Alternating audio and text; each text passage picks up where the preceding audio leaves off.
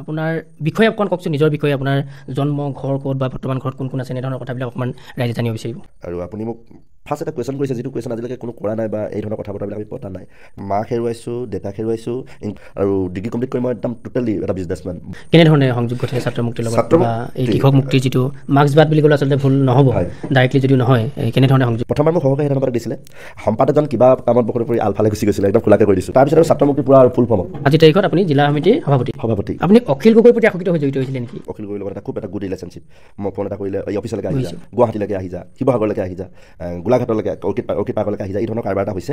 বিজেপিক আপুনি সমালোচনাৰ খুব এটা টাৰ্গেট কৰি লোৱা যেন হয়, কিয় হয়? আপুনি বিজেপিক আচলতে বেয়া পায় নেকি বহুত? তাৰ আগতে আমি আৰু এটা কৰি ৰাখোঁ, বিজেপিৰ লগত আমাৰ সম্বন্ধটো ভাল। এতিয়ালৈকে কিমানবাৰ এৰেষ্ট হৈছে? সৰ্বমুঠ এতিয়ালৈকে 9 বাৰমান বুলি হিচাপ কৰি ৰাখিছোঁ। এইটোৱেই ভাবুকি দিয়ে নেকি ভাস্কৰ শৰ্মাই, সুৰেণ ফুকনে, যে আপুনি যেতিয়াই বিজেপিক সমালোচনা কৰে তেতিয়াই তেওঁলোকে কয় যে কলেজীয়া দিনৰ কথাবিলাক আমি ক'ব লাগিব নেকি? বা বিজেপি আই টি চেলে বিশেষকৈ এটা নিউজ খুব এটা ভাইৰেল হৈ থাকে, এটা পিষ্টল এটাৰ কাৰণে মই এতিয়া চৰ মাৰি দিছিলোঁ। যেতিয়া তেওঁৰ ৱাইফে কাজিখন এৰিব পাৰিছিলে, ঠেলুকা মাৰি দিছিলোঁ। একদম মোৰ সন্মুখত মোৰ একদম প্ৰিয় বন্ধুকেইজনে যদি ৰাগিয়াল বস্তু সেৱন কৰি থাকে, তাত চাকনা মই একেলগে বহি খাই থাকিম, কাৰণ একেলগে এটা সময়ত আমি ৰাগিয়াল সেৱন কৰিছিলোঁ। পৰ্টবোট এটা হৈ আছে, পৰ্টবোট হ'লেতো বহুত হাজাৰ হাজাৰ মানুহৰ সমস্যা হৈছে, কোনোবাই মেডিকেল গৈছে, কাৰোবাৰ ঘৰৰ মানুহৰ মৃত্যু হৈছে, কোনোবা স্কুল গৈছে, কিবা বহুত সমস্যাৰ সৃষ্টি হয়। গতিকে এই আন্দোলনৰ ফলাফলবিলাক কি আচলতে? হয়, অকণমান হাৰাশাস্তি হয়, তাৰ কাৰণে আমি দুখিত। কিন্তু গোটেই ৰোড ব্লক কৰোৱাৰ গোটেই কৰ্মকাণ্ডটোৰ কাৰণে চৰকাৰ জগৰীয়া। গোটেই কাণ্ডবিলাক চৰকাৰে, পুলিচ প্ৰশাসনে আন্দোলন কৰোৱাই, তাৰ কাৰণে ৰাইজৰ ভুক্তভোগী হয়। মানে এটা হুলস্থুলীয়া এটা পৰিৱেশ সৃষ্টি হৈছিলে অসমত, আৰু তাৰ মূল মানুহটো আছিলে আচলতে উমানন্দ মুদুমান। আমাৰ অচিবিলাক এনেকুৱা লাগে বৰ চাহাব, কাষৰতে কাকপথাৰ এজন বকুলিংটি বুলি কোৱাজন, মাৰ্ঘেৰিটা বৰুণ থানাত আছিলে, কিবা নিতু চাংমাই নেকি, কি এটিটিউড, প্ৰাঞ্জল মানৰ কেছটো পৰৱৰ্তী সময়ত পীযুষ হাজৰিকাৰ টেবুলত গোটেই কথা বতৰাবিলাক আলোচনা হৈছে। গোটেই যুদ্ধখন চৰকাৰ মন্ত্ৰী বিধায়ক পৰ্যায়লৈ নি, সচিবালয় পৰ্যায়লৈ নি, এইফালে তলে তলে সেইগৰাকী কয়লাৰ মাফিয়াৰ পৰা কিবা বুজাবুজি হ'ল নেকি? ডাইৰেক্টলি ক'বলৈ গ'লে মোৰ লগতো অন্ততঃ 2-3টা চ'ৰ্চৰ পৰা কথা পাতিবৰ কাৰণে আহিছিলে। মোৰ যিটো আহিব লগা ৰাজনৈতিক মানে যিটো অৰাজনৈতিক যিটো কেৰিয়াৰ মই কৰি আছোঁ, কোনোবা এখিনিত শেষ হৈ যাব। আমাৰ মুখত একবাৰ যেতিয়া ফুটিলে, একবাৰ যেতিয়া আমি মিডিয়াত ক'লোঁ, দ্বিতীয়বাৰৰ কাৰণে আমাৰ এৰণ নাই। ভাস্কৰ শৰ্মা গাড়ীত থকা মানুহে আমাক কল কৰিছে, কৈছে যে ভাস্কৰ দাই মেছেজ কৰিছে হোৱাটছএপত, ভাস্কৰ দাই গাড়ী পাকাবলৈ গৈছে, কি কৰিব পাৰোঁ।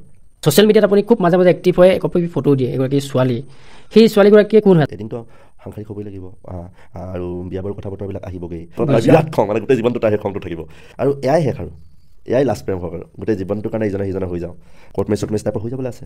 আৰু মোৰ একদম তাইক কৈছোঁ 4-5 বছৰ মোক অন্ততঃ ৰাইজৰ কাৰণে লাগিবলৈ দে।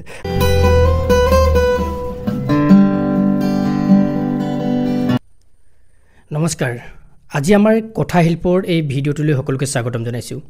আজি আমাৰ কথাশিল্পৰ ভিডিঅ'টিৰ অতিথি হ'ল এগৰাকী ছাত্ৰ নেতা, আৰু যিগৰাকী ছাত্ৰ নেতাই বিগত প্ৰায় এটা দশক সংগ্ৰামৰ পথাৰখনৰ লগত জড়িত হৈ আহিছে, বিভিন্ন ক্ষেত্ৰত মাত মাতি আহিছে।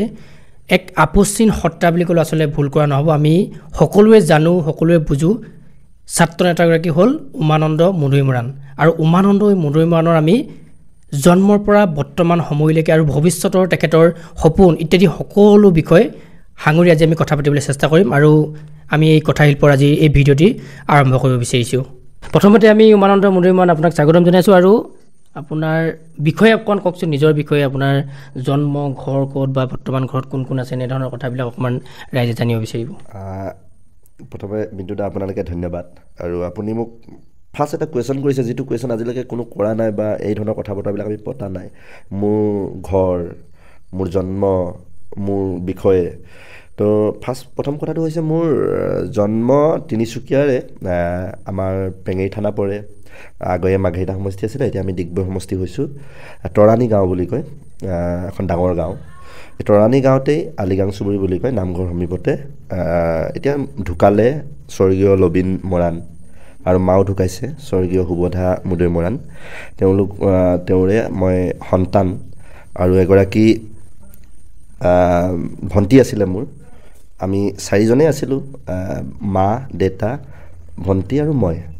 তো সেয়াই আছিলে মোৰ ঘৰৰ প্ৰথমৰ যিটো চিনাকি। পৰৱৰ্তী সময়ত 2000 চনত মই দেউতাক হেৰুৱাইছোঁ, বৰ্তমান নাই, বৰ্তমান ঢুকালে। 2000 চনতে ঢুকাইছে। হাতীৰ প্ৰাণ হেৰুৱাইছে, হাতীৰ এটা এক্সিডেণ্ট, তো হাতীয়ে মাৰিছে দেউতাক।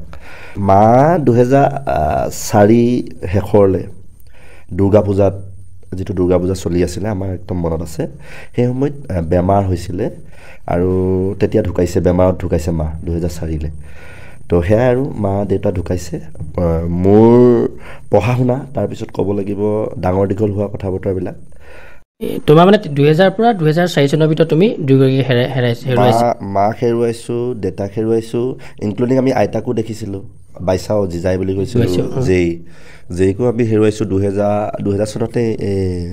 আমি মা ঢুকোৱাৰ সময়খিনিতে আমি হেৰুৱাবলগীয়া হৈছে, কাৰণ মা 2000 চনত যেতিয়া ঢুকাইছে, দেউতা যেতিয়া 2004 চনত হাতীয়ে মাৰিছে। তাৰপিছত আৰু মোৰ সৌভাগ্য যে মোৰ সম্বন্ধত দদায়ো হয়, দেউতাৰ অলপ বন্ধুৰ দৰেও হয়। আদিত্য শইকীয়া বুলি কয়, তেওঁৰ এতিয়া কঁঠালগুৰি জাতীয় বিদ্যালয়ৰ অধ্যক্ষ। পূৰ্বতে তেওঁ বুঢ়ীদিহিং আদৰ্শ বিদ্যালয়ৰ অধ্যক্ষ আছিলে। তেওঁ প্ৰথম তাতে স্কুলিং ষ্টাৰ্ট কৰিছিলে আৰু মোক তেওঁৰ ঔৰসতেই বা তেওঁৰ আশীৰ্বাদত কোনোবা এখিনিত মোৰ পঢ়া শুনাটো শেষ কৰিব পাৰিলোঁ। তেওঁ মোক দেউতা ঢুকোৱাৰ পিছত আৰু মোক স্কুলখনৰ পৰা ওলাই দিয়া নাই বা কিবা কৰি দিয়া নাই। তেওঁ মোক মেট্ৰিক পাছ কৰাই মেলিহে একেবাৰে তাৰ পৰা ওলাই আহিছোঁ আৰু। তো সেই আদিত্য শইকীয়াৰ মৰম চেনেহ আৰু বৰদেউতা আছে। পৰিয়ালৰ মানুহবিলাকে অলপ হেঁপাহ কৰিছিলে, পঢ়াত অকণমান অন্য 10জন ল'ৰাতকৈ মোৰ ভাল আছিলে বা শীৰ্ষ 3জনৰ ভিতৰত মোৰ নামটো আহিছিলে প্ৰথম শ্ৰেণীৰ পৰা ক্লাছ 10লৈকে। তো সেই সূত্ৰে হেডমাষ্টাৰ হিচাপে আদিত্য শইকীয়া ছাৰজন বা হেড ছাৰ বুলি কওঁ, আমি এতিয়াও হেড ছাৰ বুলি কওঁ, সম্বন্ধ দদাই হয়। মোৰ ঘৰ একদম মুখত আছে ঘৰ, মোৰ যিখন ঘৰ তাৰ মুখতে আছিলে ঘৰ, কিন্তু তেওঁ ঘৰ উঠি গৈছে কঁঠালগুৰিলৈ, কাৰণ তাতে স্কুলিংবিলাক চলাই আছে। বৰডুমচাত তেওঁ ঘৰ বনাইছে। তেওঁৰ ৱাইফ জাতীয় তাৰ এখন সেই বুঢ়ীদিহিং কনিষ্ঠ মহাবিদ্যালয়ৰ অধ্যক্ষা দীপিকা মৰাণ। তো তেওঁলোকৰ মৰম চেনেহত মোৰ মেট্ৰিক পাছ হ'ল। পাছ হোৱাৰ পিছত কলেজৰ হাই ছেকেণ্ডেৰী কথা বতৰাবিলাক আহিলে। মোৰ এজন বৰদেউতা আছে লম্ভেশ্বৰ মৰাণ, মোৰ দেউতাতকৈও দেউতা, মানে যাৰ ধৰি লওক আশীৰ্বাদ নোপোৱা হ'লে মোৰ হাই ছেকেণ্ডেৰী কমপ্লিট নহ'লহেঁতেন, ডিগ্ৰী কমপ্লিট নহ'লহেঁতেন, কোনোবা এখিনিত মোৰ মেট্ৰিক পাছ কৰিলোঁ নে নকৰিলোহেঁতেন, এইটোক লৈ কুৱেশ্যনাৰী এটা আছে। কাৰণ মোৰ যদি হোষ্টেলৰ ফিজটো 1200 টকা আছিলে, মই 600 টকা এটা দিছিলোঁ। সেই 600 টকাটো বৰদেউতাই কিবা কৰি পে' কৰিছিলে বা ঘৰৰ পৰা পে' কৰিছিলে, এই কথা বতৰাবিলাক আছে। তো মই তেনেকৈয়ে ডুমডুমা কলেজৰ পৰা আৰ্টছত মই হাই ছেকেণ্ডেৰী কমপ্লিট কৰিছোঁ। তাৰ পৰৱৰ্তী সময়ত ডিগ্ৰী কৰিছোঁ। 2017 চনত মোৰ ডিগ্ৰী কমপ্লিট হৈছে। পৰৱৰ্তী সময়ত মই 1 বছৰমান এটা গেপ দিছোঁ, মই ব্যৱসায়ত নামিছোঁ। মই কাৰণ ডিগ্ৰীৰ সময়ত মোৰ স্কলাৰশ্বিপ আছিলে, ভাল স্কলাৰশ্বিপ, ঈশান উদয় বুলি এটা স্কলাৰশ্বিপ আছিলে। আৰু এই ঈশান উদয় স্কলাৰশ্বিপটোত 5400 টকাকৈ মই মান্থলি পাইছিলোঁ। আৰু সেই পইচাটো মোৰ এটা ভাল এটা পুঁজিও হৈছিলে। আৰু ডিগ্ৰী কমপ্লিট কৰি মই একদম টোটেলি এটা বিজনেছমেন, ব্ৰইলাৰ পাম্প কৰিছিলোঁ। কিমান চনৰ? এইটো 18 চনৰ মানে 17 চনৰ জুনত মোৰ পৰীক্ষা শেষ হৈ জুলাইত ঘৰ পাইছোঁ। তাৰপিছত চিধাই ব্ৰইলাৰ পাম্পত ধৰিছোঁ। 1200লৈকে মই ব্ৰইলাৰ পোহা মোৰ মনত আছে। একে টাইমতে মই চাহপাত ঘৰে ঘৰে চাহপাত কালেকশ্যন কৰিছোঁ, গাড়ী লৈ, ছেকেণ্ড হেণ্ড গাড়ী এখন বনাই মেলি লৈ। কাৰণ মোৰ অন্ততঃ ভালেকেইটকা মোৰ পুঁজি হৈছিলে সেইখিনি মুহূৰ্ততে। কাৰণ জানেই 5400 টকাকৈ যদি আপুনি কেলকুলেশ্যন কৰে, প্ৰায় 1.5 পৰা 1,80,000 এটা হৈ যায়। মোৰ খৰচা কৰিব লগা নাছিলে, কাৰণ বৰদেউতাৰ ঘৰতে মই থাকিছিলোঁ। বৰদেউতাতে যি খাই তাকে খাইছিলোঁ, বৰদেউতাই যেনেকৈ ৰাখি, আৰু কলেজৰ গোটেই খৰচা পাতি মোৰ, কাৰণ সেইমতে ফ্ৰী এডমিশ্যনবিলাক আছিলে, কিবা আছিলে, খৰচা পাতিবিলাক ইমান নহৈছিলে। তো সেইকাৰণে সেইখিনি তেনেকৈ ধৰণৰ গুচি গ'ল। গুচি যোৱাৰ পিছত 1-1.5 বছৰ থকাৰ পিছত পৰৱৰ্তী সময়ত আশা কৰিলোঁ যে মই MA কৰোঁ নেকি। এপ্লাই কৰি চালোঁ, পইচাটো অকণমান যেতিয়া পইচা পাতি হ'ল ব্যৱসায় কৰি, মই MAত এপ্লাই কৰিলোঁ। গুৱাহাটী ইউনিভাৰ্চিটিত এপ্লাই কৰিলোঁ।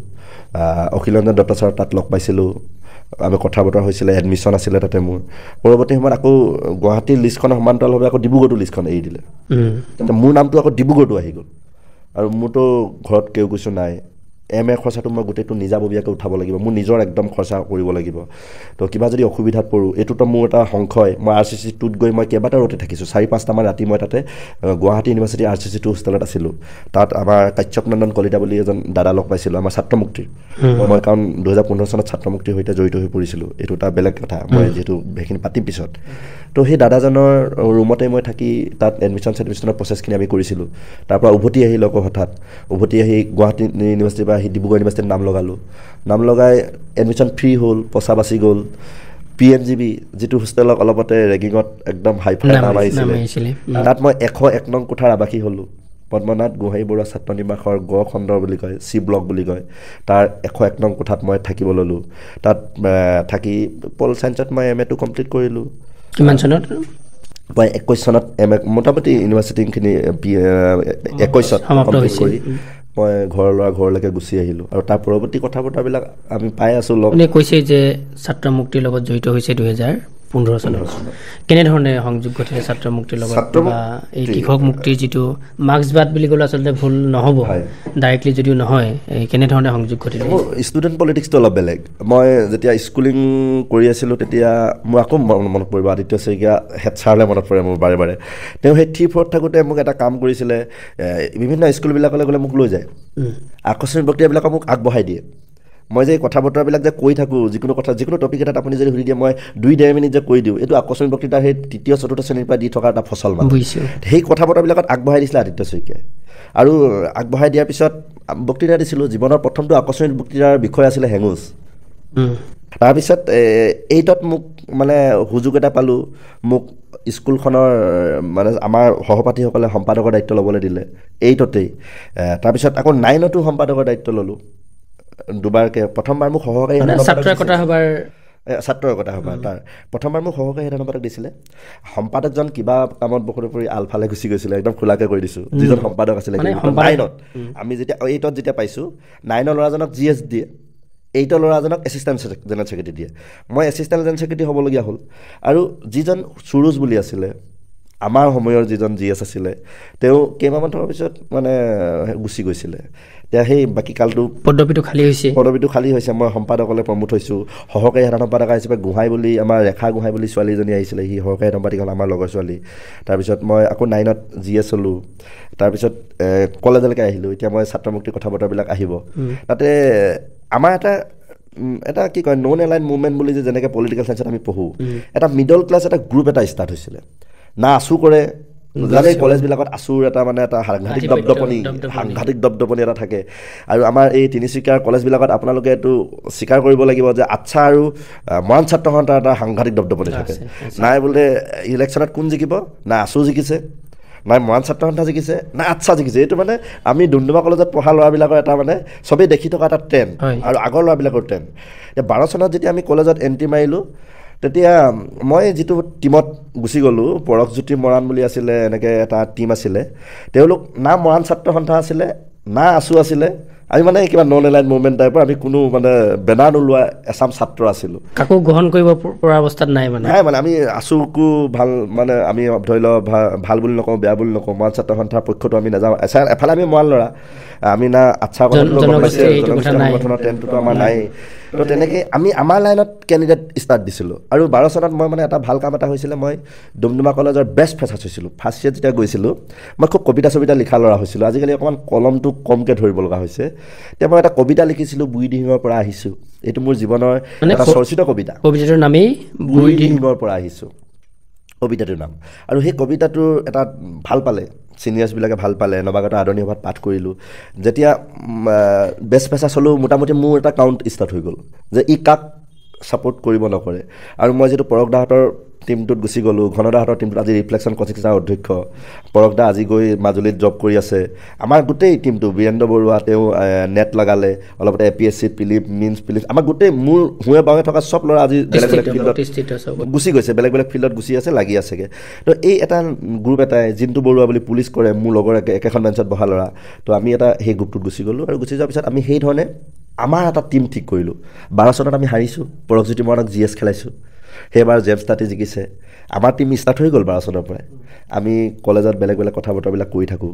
তাৰপিছত 13 চনত আমি আকৌ নৱকান্ত মৰাণক দিলোঁ জিকিলোঁ দ্বিতীয়বাৰ আমি জিকিছোঁ প্ৰথমবাৰ হাৰিছোঁ আমাৰ টীমটো হাৰিছোঁ দ্বিতীয়বাৰ জিকিছোঁ থাৰ্ড টাইম আকৌ মই নিজে কণ্টেষ্ট কৰিছোঁ 14 চনত ষ্টুডেণ্ট পলিটিক্সত তাৰপিছত সেইবাৰ আছু জিকিছে আপুনি আছু জিকিছে আমি হাৰিছোঁ মানে 14 চনৰ জীৱনৰ প্ৰথম সেইটো এটা কলেজৰ ইলেকশ্যনত মই হাৰিছোঁ 15 চনত আকৌ খেলিলোঁ তেতিয়া লিংডো কমিশ্যনটো ডুমডুমা কলেজত মানে হৈ যোৱাগৈ নাই আৰু মই তেতিয়া জিকি গ'লোঁ 15 চনত কাৰণ আমাৰ গ্ৰুপটো গম পাইছে এটা মানে কলেজত এটা দপদপনি দিব পৰা এটা গ্ৰুপ আছিল আমি GSও জিকাইছোঁ লাষ্ট টাইম বা আমি এটা মাৰ্জিনত হাৰিলেও আমি কলেজত কাম কৰি আছিলোঁ NSS গ্ৰুপ কৰিছিলোঁ তাত কাম কৰিছিলোঁ প্ৰকৃতি ঐক্যমঞ্চ আমি 12 চনত প্ৰকৃতি ঐক্যমঞ্চ কৰিছিলোঁ এইকেইটা কথা বতৰা যদি সুবিধা পাওঁ আপোনাক কম তো ডুমডুমা কলেজত প্ৰকৃতি ঐক্যমঞ্চ কৰিছিলোঁ তাৰপিছত আমি বুক বেংক কৰিছোঁ ডুমডুমা কলেজত তাত আমি দুখীয়া প্ৰথমবাৰ মানে সেইবিলাক প্ৰথমবাৰ কাৰণে হৈছে সেইবিলাক আমি প্ৰথমবাৰ ডুমডুমা কলেজত এইবিলাক আগতে হোৱাই নাই আমি হাতে লিখা আলোচনী প্ৰথমখনৰ সম্পাদক মই নিজে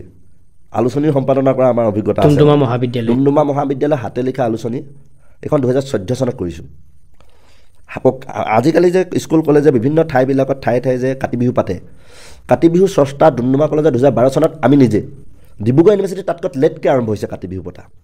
ডিব্ৰুগড় বিশ্ববিদ্যালয়তকৈ আগত আমি ডুমডুমা ডুমডুমা কলেজে মহাবিদ্যালয়ত পাতিছোঁ, আৰম্ভ হৈছে ডুমডুমা কলেজে পাতিছোঁ। আৰু আপুনি আৰম্ভ কৰিছে।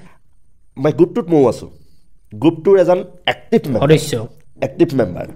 যিহেতু শিক্ষাৰ কলেজৰ কথাবিলাক আহিলেই, তাৰপিছত আপুনি ছাত্ৰ মুক্তি বা কৃষক মুক্তিৰ লগত কেনেধৰণে জড়িত হ'ল, সেই কথাখিনি যদি আমি জানিব বিচাৰোঁ। এইটো এটা খুব ইণ্টাৰেষ্টিং পইণ্টলৈকে আহিছোঁ।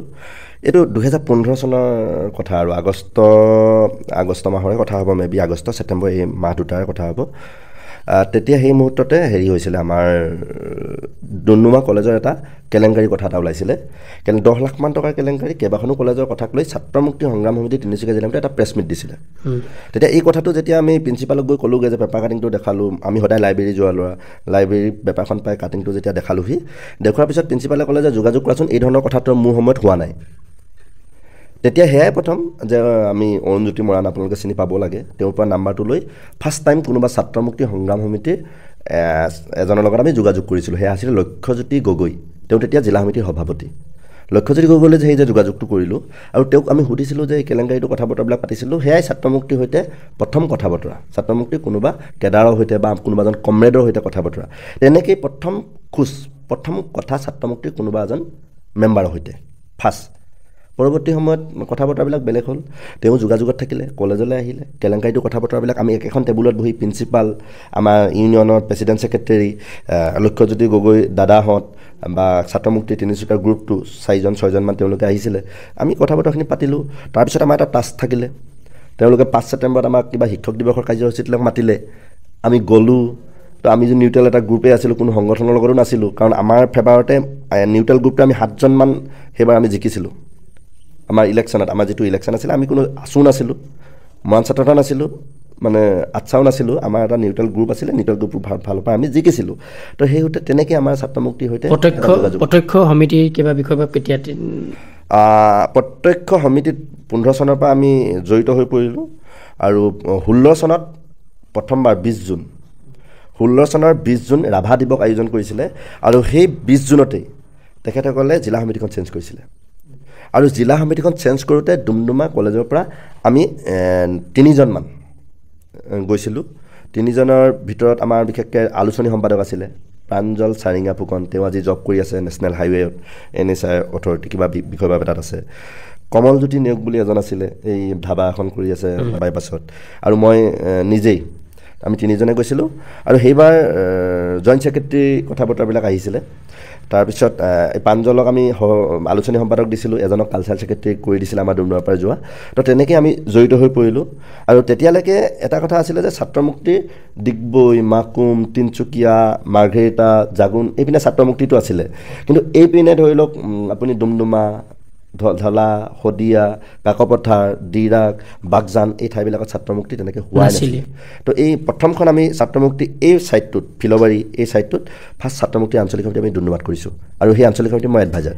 তাৰপাছত আৰম্ভ তাৰপিছত আৰু ছাত্ৰ মুক্তিৰ পূৰা আৰু ফুল ফৰ্মত আজিৰ তাৰিখত আপুনি জিলা সমিতিৰ সভাপতি। ইয়াৰ আগতো মই দুবাৰকৈ সম্পাদকৰ দায়িত্ব লৈছোঁ। এইটো 3rd টাইমৰ কাৰণে 15 চনৰ পৰা প্ৰায় এই 24 চনলৈকে 9টা বছৰ আপুনি জিলা সমিতি আছে, আৰু এতিয়া সভাপতি পদত আছে। তাৰপিছত আমি দেখিছোঁ যে ছাত্ৰ মুক্তি বা কৃষক মুক্তিৰ পৰা গৈ ৰাজনৈতিক দল হ'ল, অখিল গগৈ বিধায়ক হ'ল, সভাপতি হ'ল ৰাইজৰ দলৰ। তাৰপিছতো কিন্তু এই যিটো ছাত্ৰ মুক্তি বা কৃষক মুক্তি, এই যিটো আচলতে অৰাজনৈতিক যিটো ধাৰা, সেই ধাৰাৰ পৰা অকণমান বিচলিত হৈছে নেকি? এনেধৰণৰ এটা মানুহৰ মাজত এটা প্ৰশ্ন আহে যে ছাত্ৰ মুক্তি কৃষক মুক্তি ৰাইজৰ দল সংগঠন নে সঁচাকৈ সি এটা অৰাজনৈতিক ধাৰা বজাই ৰখা এটা অৰাজনৈতিক এটা সংগঠন? আমিতো অৰাজনৈতিক সংগঠন বুলিয়েই কৈ আছোঁ, কাম কাজবিলাকো কৰি আছোঁ। এটাই প্ৰব্লেম হৈছে আমাৰ সংগঠনটোত, সেই প্ৰব্লেমটো বাৰে বাৰে আলোচনা হৈছে কেন্দ্ৰীয় সমিতিৰ প্ৰতিখন কাৰ্যনিৰ্বাহকত, সেয়া কৃষক মুক্তিৰ কাৰ্যনিৰ্বাহকতো আলোচনা হৈছে, ছাত্ৰ মুক্তি কাৰ্যনিৰ্বাহকতো আলোচনা হৈছে, আৰু আমাৰ জিলা সমিতিৰ কাৰ্যনিৰ্বাহকবিলাকতো আলোচনা হৈছে। আলোচনাটোত এটাই ফল ধৰিছে যে ৰাইজৰ দলৰ সৈতে আমি প্ৰত্যক্ষভাৱে কেতিয়াও জড়িত নহওঁ। অখিল গগৈয়ে যিহেতু ছাত্ৰ মুক্তি কৃষক মুক্তি প্ৰতিষ্ঠাপক, তেওঁ আমাৰ এডভাইজাৰ হৈ থাকিব পাৰিব, তেওঁ আমাক এডভাইচ কৰিব পাৰিব কিন্তু ৰাইজৰ দলৰ কোনো অন্যান্য যিসকল মেম্বাৰ অন্যান্য যিসকল বিষয় বাবদ আছে লাগিলে সম্পাদকত কোনোবা আছে কেন্দ্ৰীয় সমিতিত ৰাইজৰ দলৰ এডভাইজাৰ আছে তেওঁ আমাক এডভাইচ কৰিব নোৱাৰিব কিন্তু কৃষক মুক্তিৰ কেইজনমান যিকেইজনে এটা সময়ত কৃষক মুক্তিৰ গুৰি ধৰিছিলে ছাত্ৰ মুক্তিৰ গুৰি ধৰিছিলে ধৰি লওক ভাস্কুতি শইকীয়াদা তেওঁ প্ৰথমজন আমাৰ ছাত্ৰ মুক্তিৰ সভাপতি কৃষক মুক্তিৰ প্ৰথম আপোনালোকে জানে অখিল গগৈ কথা বতৰাবিলাক তো তেখেত কেইজনমান মুষ্টিমেয় কেইজনমানৰ এডভাইচটো আমাৰ ইয়াতে চলে তাৰ বাদ দি আমাৰ ৰাইজৰ দলে কেতিয়াও আমাৰ কৃষক মুক্তি ছাত্ৰ মুক্তিৰ বিষয়বিলাকত ইণ্টাৰফেয়াৰ কৰা নাই আৰু আমিও ৰাইজৰ দলৰ কাৰ্যনিৰ্বাহক ৰাইজৰ দলৰ মিটিং ৰাইজৰ দলৰ সভাবিলাকত আমাৰ অংশগ্ৰহণ হোৱা নাই আৰু তেওঁলোককো আমি বাৰে বাৰে বাৰণ কৰি থাকোঁ যে আমাৰ অনুষ্ঠানত থাকিব নালাগে আৰু আপোনাক সাংঘাতিক কথা এটা কৈয়ে ৰাখোঁ ছাত্ৰ মুক্তিৰ ল'ৰাই শিৱসাগৰত আকৌ কৃষক আমাৰ অখিল গগৈ এডভাইজাৰ হ'ব পাৰে কিন্তু তাৰ MLA তাত আন্দোলনো কৰিছে আকৌ অখিল গগৈ এগেইনষ্টত বক্তৃতাও দিছে আৰু আমাকো কৈ ৰাখিছে চেণ্ট্ৰেলৰ পৰা নিৰ্দেশ আছে যে কেতিয়াবা যদি প্ৰয়োজন হয় অখিল গগৈকো যদি আমি সমালোচনা কৰিব লগা হয় যুক্তিসংগত কথা বতৰাবিলাকত ডেভেলপিঙৰ ইছ্যুবিলাকত এজ এ বিধায়ক হিচাপে যদি তেওঁ নকৰিবলগীয়া কৰে তেতিয়াহ'লে সেইখিনি আমাৰ সংগঠনেও কৰিব যেনেকৈ আজি তাৰিখত অন্যান্য বিধায়ক MLAবিলাকক কৰি আছে নহয় সেইখিনি কৰিব সেইকাৰণে আপোনাক এইটো কথাই বুজাব বিচাৰিছোঁ আৰু ৰাইজৰ কাৰণে এই বাৰ্তাটো দিব বিচাৰিছোঁ আমি কৃষক মুক্তি হৈ থাকিব বিচৰা হৈছে ছাত্ৰ মুক্তি হৈ থাকিব বিচৰা হৈছে আৰু অৰাজনৈতিক চৰিত্ৰতা অক্ষুণ্ণ ৰাখিবৰ কাৰণে চেষ্টা কৰা হৈছে এটা কথা মোক আপুনি কওক যে আপুনি 2015 চনৰ পৰা ছাত্ৰ মুক্তি কৃষক মুক্তিৰ লগত জড়িত আপুনি অখিল গগৈৰ প্ৰতি আকৰ্ষিত হৈ জড়িত হৈছিলে নেকি এইকাৰণে মই সুধিছোঁ আপোনাৰ সাজ পোছাক আপোনাৰ যিটো আমি যদি সাধাৰণ ভাষাত কওঁ লিভিং ষ্টাইল আপোনাকো দেখোঁ মই আপুনি হাই চেণ্ডেল পিন্ধি থাকে বা আপুনি একেটা চাৰ্টকে আপুনি অখিল গগৈৰ দৰে যেনেকৈ কয় বহুতে সমালোচনা কৰে যে এক চাইজ বেছিকৈ পিন্ধি অকণমান TRP ল'ব বিচাৰি থাকে আপুনিও তেনেধৰণৰ চুলি তুলি নাকাটি এটা বেলেগ এটা ষ্টাইলত থাকিব বিচাৰে এনেধৰণৰ কিছু ৰেহ ৰূপ বুলি যিটো কয় তেনেধৰণৰ এটা আমি দেখোঁ গতিকে আপুনি কৃষক মুক্তিত যেতিয়া যোগদান কৰিছে তাৰ আগত আপুনি অখিল গগৈক খুব বেছি কপি কৰিছিল নেকি বা আজি তাৰিখতো আপোনাৰ সপোনৰ মানুহজন অখিল গগৈ নেকি এতিয়া বাৰু অখিল গগৈৰ লগত আজিৰ তাৰিখত এটা ভাল সম্পৰ্ক ফোন এটা কৰিলে ৰিচিভ কৰে বা ৰিচিভ কৰিব নোৱাৰিলেও ৰাতিলৈকে কল বেক এটা কৰে সেইখিনি বাৰু আছে আপোনাক মই জনাই থৈ দিওঁ অখিল গগৈৰ লগত মোৰ জাষ্ট প্ৰাঞ্জল মৰাণৰ যিটো কেছ আছিলে তাৰ সেই কেছটোৰ সময়ৰ পৰা এটা ফোন ৰিচিভ কৰা কিবা কৰা এই ধৰণৰ কথা বতৰাবিলাক হৈছে আগতে কিন্তু এটা 15 চনৰ পৰা এই যে 22 চনলৈকে বা 23 চনলৈকে এই ঘটনা এইখিনি সময়ত 23 চনলৈকে মোটামুটি আমাৰ এটা সম্পৰ্ক নাই 1 বছৰ হৈছে অখিল গগৈৰ লগত এটা খুব এটা গুড ৰিলেশ্যনশ্বিপ মই ফোন এটা কৰিলে এই অফিচলৈকে আহি যা গুৱাহাটীলৈকে আহি যা শিৱসাগৰলৈকে আহি যা গোলাঘাটলৈকে অৰ্কিড পাৰ্কলৈকে আহি যা এই ধৰণৰ কাৰবাৰ এটা হৈছে কেতিয়াবা যদি প্ৰয়োজন হৈছে কিন্তু তাৰ আগতে ইমান বেছি নাছিলে আৰু আপোনাক কৈ ৰাখোঁ মোৰ পিন্ধন মোৰ চাল চলন এই কথা বতৰাবিলাকত মোৰ সৰুৰ পৰা যিটো অভাৱী ষ্টাইল তাৰ এটা ঢং থাকি গৈছে মোক যিবিলাক ল'ৰা ছোৱালীয়ে পাইছে তলততো কমেণ্টত কৰিবগৈ নহয় মই যেতিয়া ছাত্ৰ মুক্তি কৰাই নাছিলোঁ তেতিয়াই মোৰ এটা ৰঙা বেগ আছিলে ডুমডুমা কলেজত মই যেতিয়া হাইস্কুল পঢ়ি আছিলোঁ তেতিয়া মোৰ এই বুঢ়া বেগে আছিলে তাৰ ৰহস্যটো কি গম পায়নে এইটো এটা বেলেগ ধৰণৰ কথা মোৰ বেগ কিনিব পৰা সামৰ্থ্যটো মোৰ জানে ন মা দেউতা ঢুকাইছে 2004 চনলৈকে বা 5 চনলৈকে আমি কমপ্লিটলি মোৰ পৰিবাৰ বা নাইকিয়া হৈছে তো তাৰপিছত কি হৈছিলে কোনোবা দেউতাই বেগ এটা দি দিয়ে মানে আপুনি বিশ্বাস কৰিব দেউতাৰ বেগ এটা লৈ মই 4 বছৰ চলোঁ 3 বছৰ চলোঁ ফুটি যায়গৈ বেগটো এতিয়া দেউতাসকলে আমাক কি বেগ লয় আমাৰ ককাসকলে কি বেগ লয় সেই তামোল চালি নিয়া বেগটো নলয় জানো সেই বেগটোৱে মই স্কুললৈ যাব লগা হৈছিলে লৈ মোৰ এটা মানে হেবিটে হৈ গ'ল ভাল লাগে এইখিনিত ৰৈ যায় চবৰ কাৰণে ইয়াত ৰৈ যোৱাটো বেগটো ৰৈ যোৱাটো এটা সম্ভৱ নহয়গৈ আমাৰ অভ্যাস হৈ গ'ল সেই বেগটো লৈ সেই বেগটো লৈ মানুহে সমালোচনা কৰে যে অখিল গগৈ বেগ অখিল গগৈ কেতিয়াৰ পৰা আহিছে অখিল গগৈ প্ৰতিষ্ঠিত কেতিয়াৰ পৰা হৈছে 4-5 চনৰ মানৰ পৰা 6 চন মানৰ পৰা মোটামুটি এটা আহিছে আমি সেই সময়টো মা দেউতা ঢুকোৱাৰ পিছতো আমি সেই বেগবিলাক যে ল'বৰ কাৰণে আৰম্ভ কৰিছোঁ দেউতাসকলে দিছে দেউতাসকলে কি অখিল গগৈক লোৱা দেখি দিছিলে নেকি আমিতো নাজানো অখিল গগৈক তেতিয়া আমি একোৱেই নাজানো তেওঁৰ বিষয়ে আমি পঢ়ি থকা ল'ৰা কিন্তু তেতিয়াও আমি বেগ লৈছিলোঁ চেণ্ডেল আপুনি বিশ্বাস কৰে নকৰে নাজানো অন্ততঃ কলেজৰ কথাটোৱে কৈছোঁ ফাৰ্ষ্ট ইয়েৰত যিটো চেণ্ডেল পিন্ধি গৈছিলোঁ সেই ফাৰ্ষ্ট ইয়েৰ চেণ্ডেলটো ডিগ্ৰী ফাৰ্ষ্ট চেমলৈকে পিন্ধিছোঁ তলিত ফুটা ওলাই গৈছিলে মতি চেণ্ডেল তো সেই মুহূৰ্তত মোৰ অৱস্থাটো ভালে আছিল কোনোবাখিনি ক'বলৈ মোৰ দেউতাই পাতি যোৱা বাগানো আছে দেউতাই পাতি যোৱা তামোল গছো আছে কিন্তু কোনোবা এখিনিত সেই আটাইবিলাক বা সেই যিটো এটা বিচৰাৰ যিটো কালচাৰ যে মোক বেগ লাগিবই নহ'লে স্কুল নাযাম এই এটিটিউডটো মোৰ নাছিলে মোক ভাল চেণ্ডেলযোৰ লাগিব নহ'লে মই স্কুল নাযাম এই কথা বতৰাবিলাক নাছিলে সেই সময়টোত মোৰ পঢ়াটো মেইন আছিলে মই খুব পঢ়া শুনা কৰা সেই সময়টোত অকণমান লাইব্ৰেৰীত চাগে আপুনি যদি কেতিয়াবা সুবিধা পায় ডুমডুমা লাইব্ৰেৰীলৈ যদি যায় সম্ৰাট দে বুলি আছিলে, অশোক শৰ্মা বুলি আছিলে, পুতুল দা বুলি আছিলে, তপন কুমাৰ বণি বুলি আছিলে, তেওঁলোকক সুধিব এটেণ্ডেঞ্চত চাগে যি 10-15জন ল'ৰা যদি এখন লিষ্টেড কৰে 12 চনৰ পৰা প্ৰায় 15 চনমানলৈকে, কাৰণ জি এছ হোৱাৰ পিছত বা ষ্টুডেণ্ট পলিটিক্সটো বহুত এগ্ৰেছিভ হৈ যোৱাৰ পিছত বেলেগ হৈ গ'ল কথাখিনি, কিন্তু সেই মুহূৰ্তত যদি চাই আটাইতকৈ হাইষ্ট চাগে এটেণ্ডেঞ্চৰ লিষ্টখনত 10-15জনৰ ভিতৰত মোৰ নামটো থাকিবই, মই একদম নদি ক'ব পাৰোঁ। তো এই অধ্যয়নৰ মানসিকতাবিলাক যে আছিলে, তো তেতিয়াও তেওঁলোকে দেখিছে নহয় কি চেণ্ডেল পিন্ধি গৈছোঁ, কি কৰি গৈছোঁ, এই জোতা পিন্ধি মাজতে অলপ চুটবুট কৰিছিলোঁ। সেইটো কেতিয়া যেতিয়া জি এছ আহিলোঁ দেখিলোঁ যে মাৰ্ঘেৰিটা কলেজৰ জি এছজনে দেখোন অলপ ঠিকে থাকে, মোকো লগৰবিলাকে সমালোচনা কৰে যে এই পিন নাই 1 বছৰ এটা। তো জোতা কালচাৰটো আহিছিলে, আকৌ পৰৱৰ্তী সময়ত চেণ্ডেলকে ল'লোঁ। ইউনিভাৰ্চিটিত মই বেগ লৈছোঁ, ইনক্লুডিং ইউনিভাৰ্চিটিত যেতিয়া যাওঁ মোৰ ৰঙা বেগ এটা এতিয়াও নিদিলে। মোৰ ৰুমৰ অপজিটত যিটো 4 নম্বৰ ৰুমত আছিলে, মিলি দা বুলি এজন আছিলে, তেওঁতো লৈ ল'লে, শিৱসাগৰ আছিলে। আচলতে বেগটো চেণ্ডেলযোৰ এইবিলাক মানে কাকতলীয়া সংযোগ, কাকতলীয়া সংযোগ। অখিল গগৈ লোৱাৰ কাৰণে লৈছে বুলি নহয়, এইবিলাক মোৰ স্কুলিং টাইমৰ পৰা, কলেজ টাইমৰ পৰা, ডিগ্ৰী MA পঢ়া সময়খিনিলৈকে। আৰু এই চাৰ্টৰ কথাবিলাক এনেকুৱা হয়, আমি খুব ঘূৰি ফুৰা ল'ৰাবিলাক ন।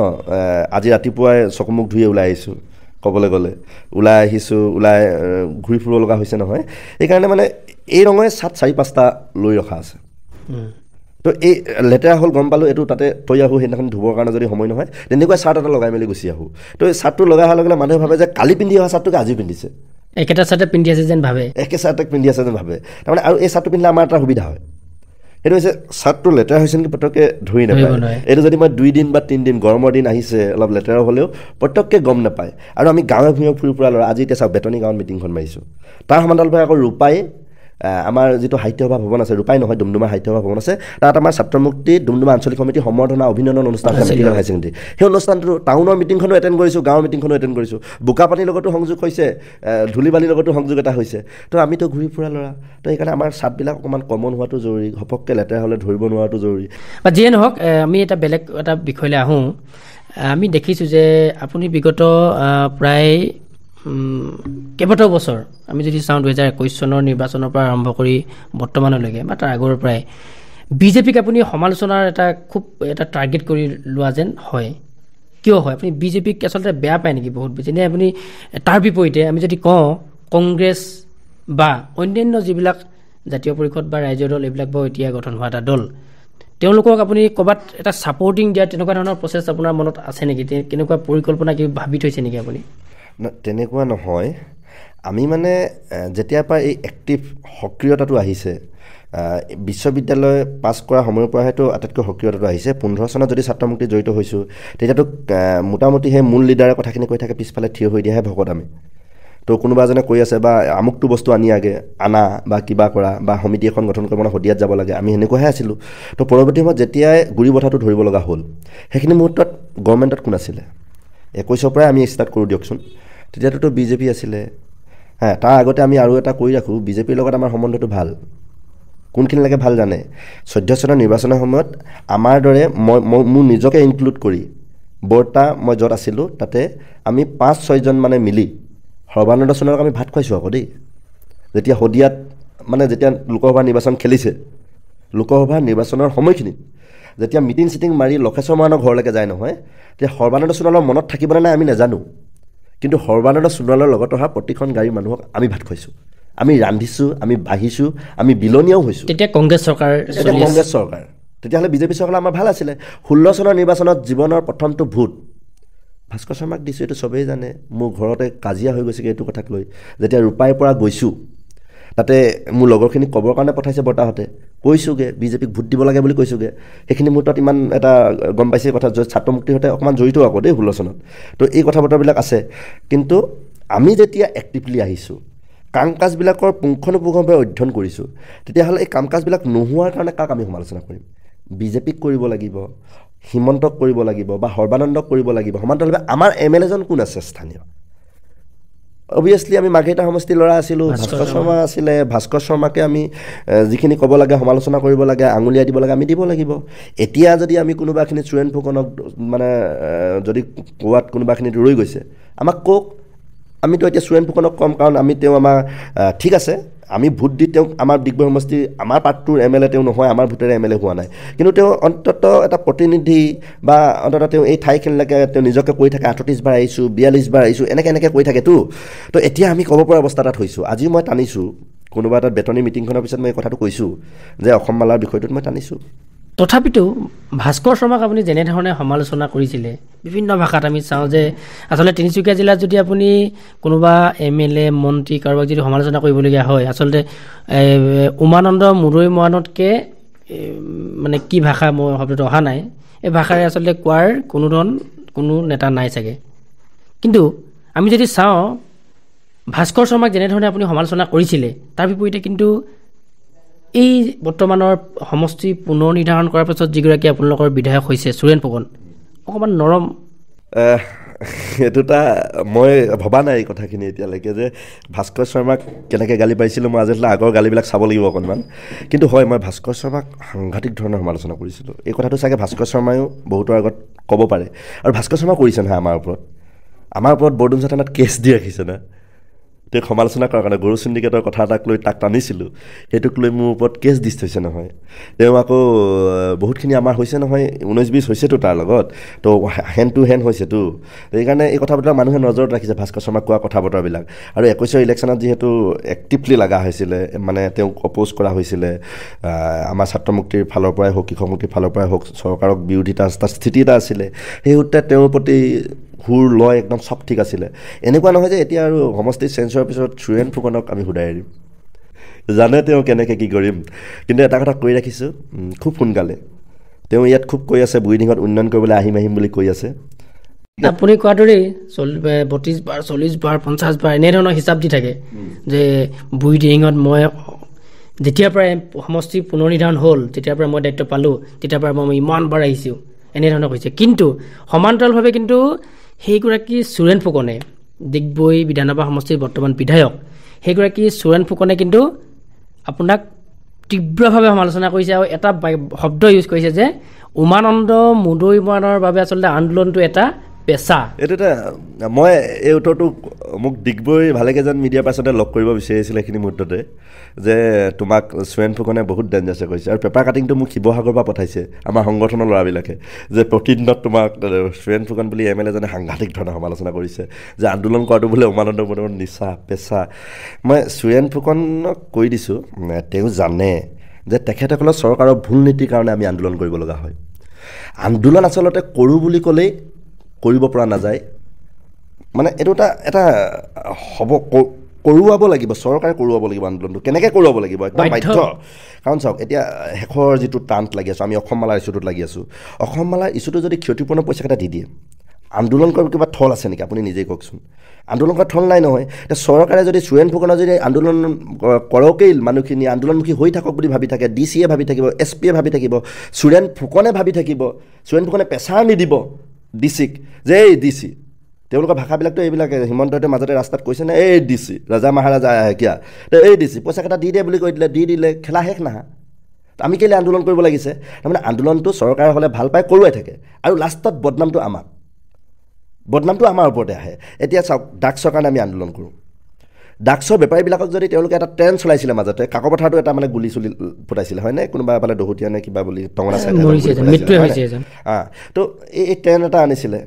আজিকালিতো সুৰ নৰম হৈ গ'ল।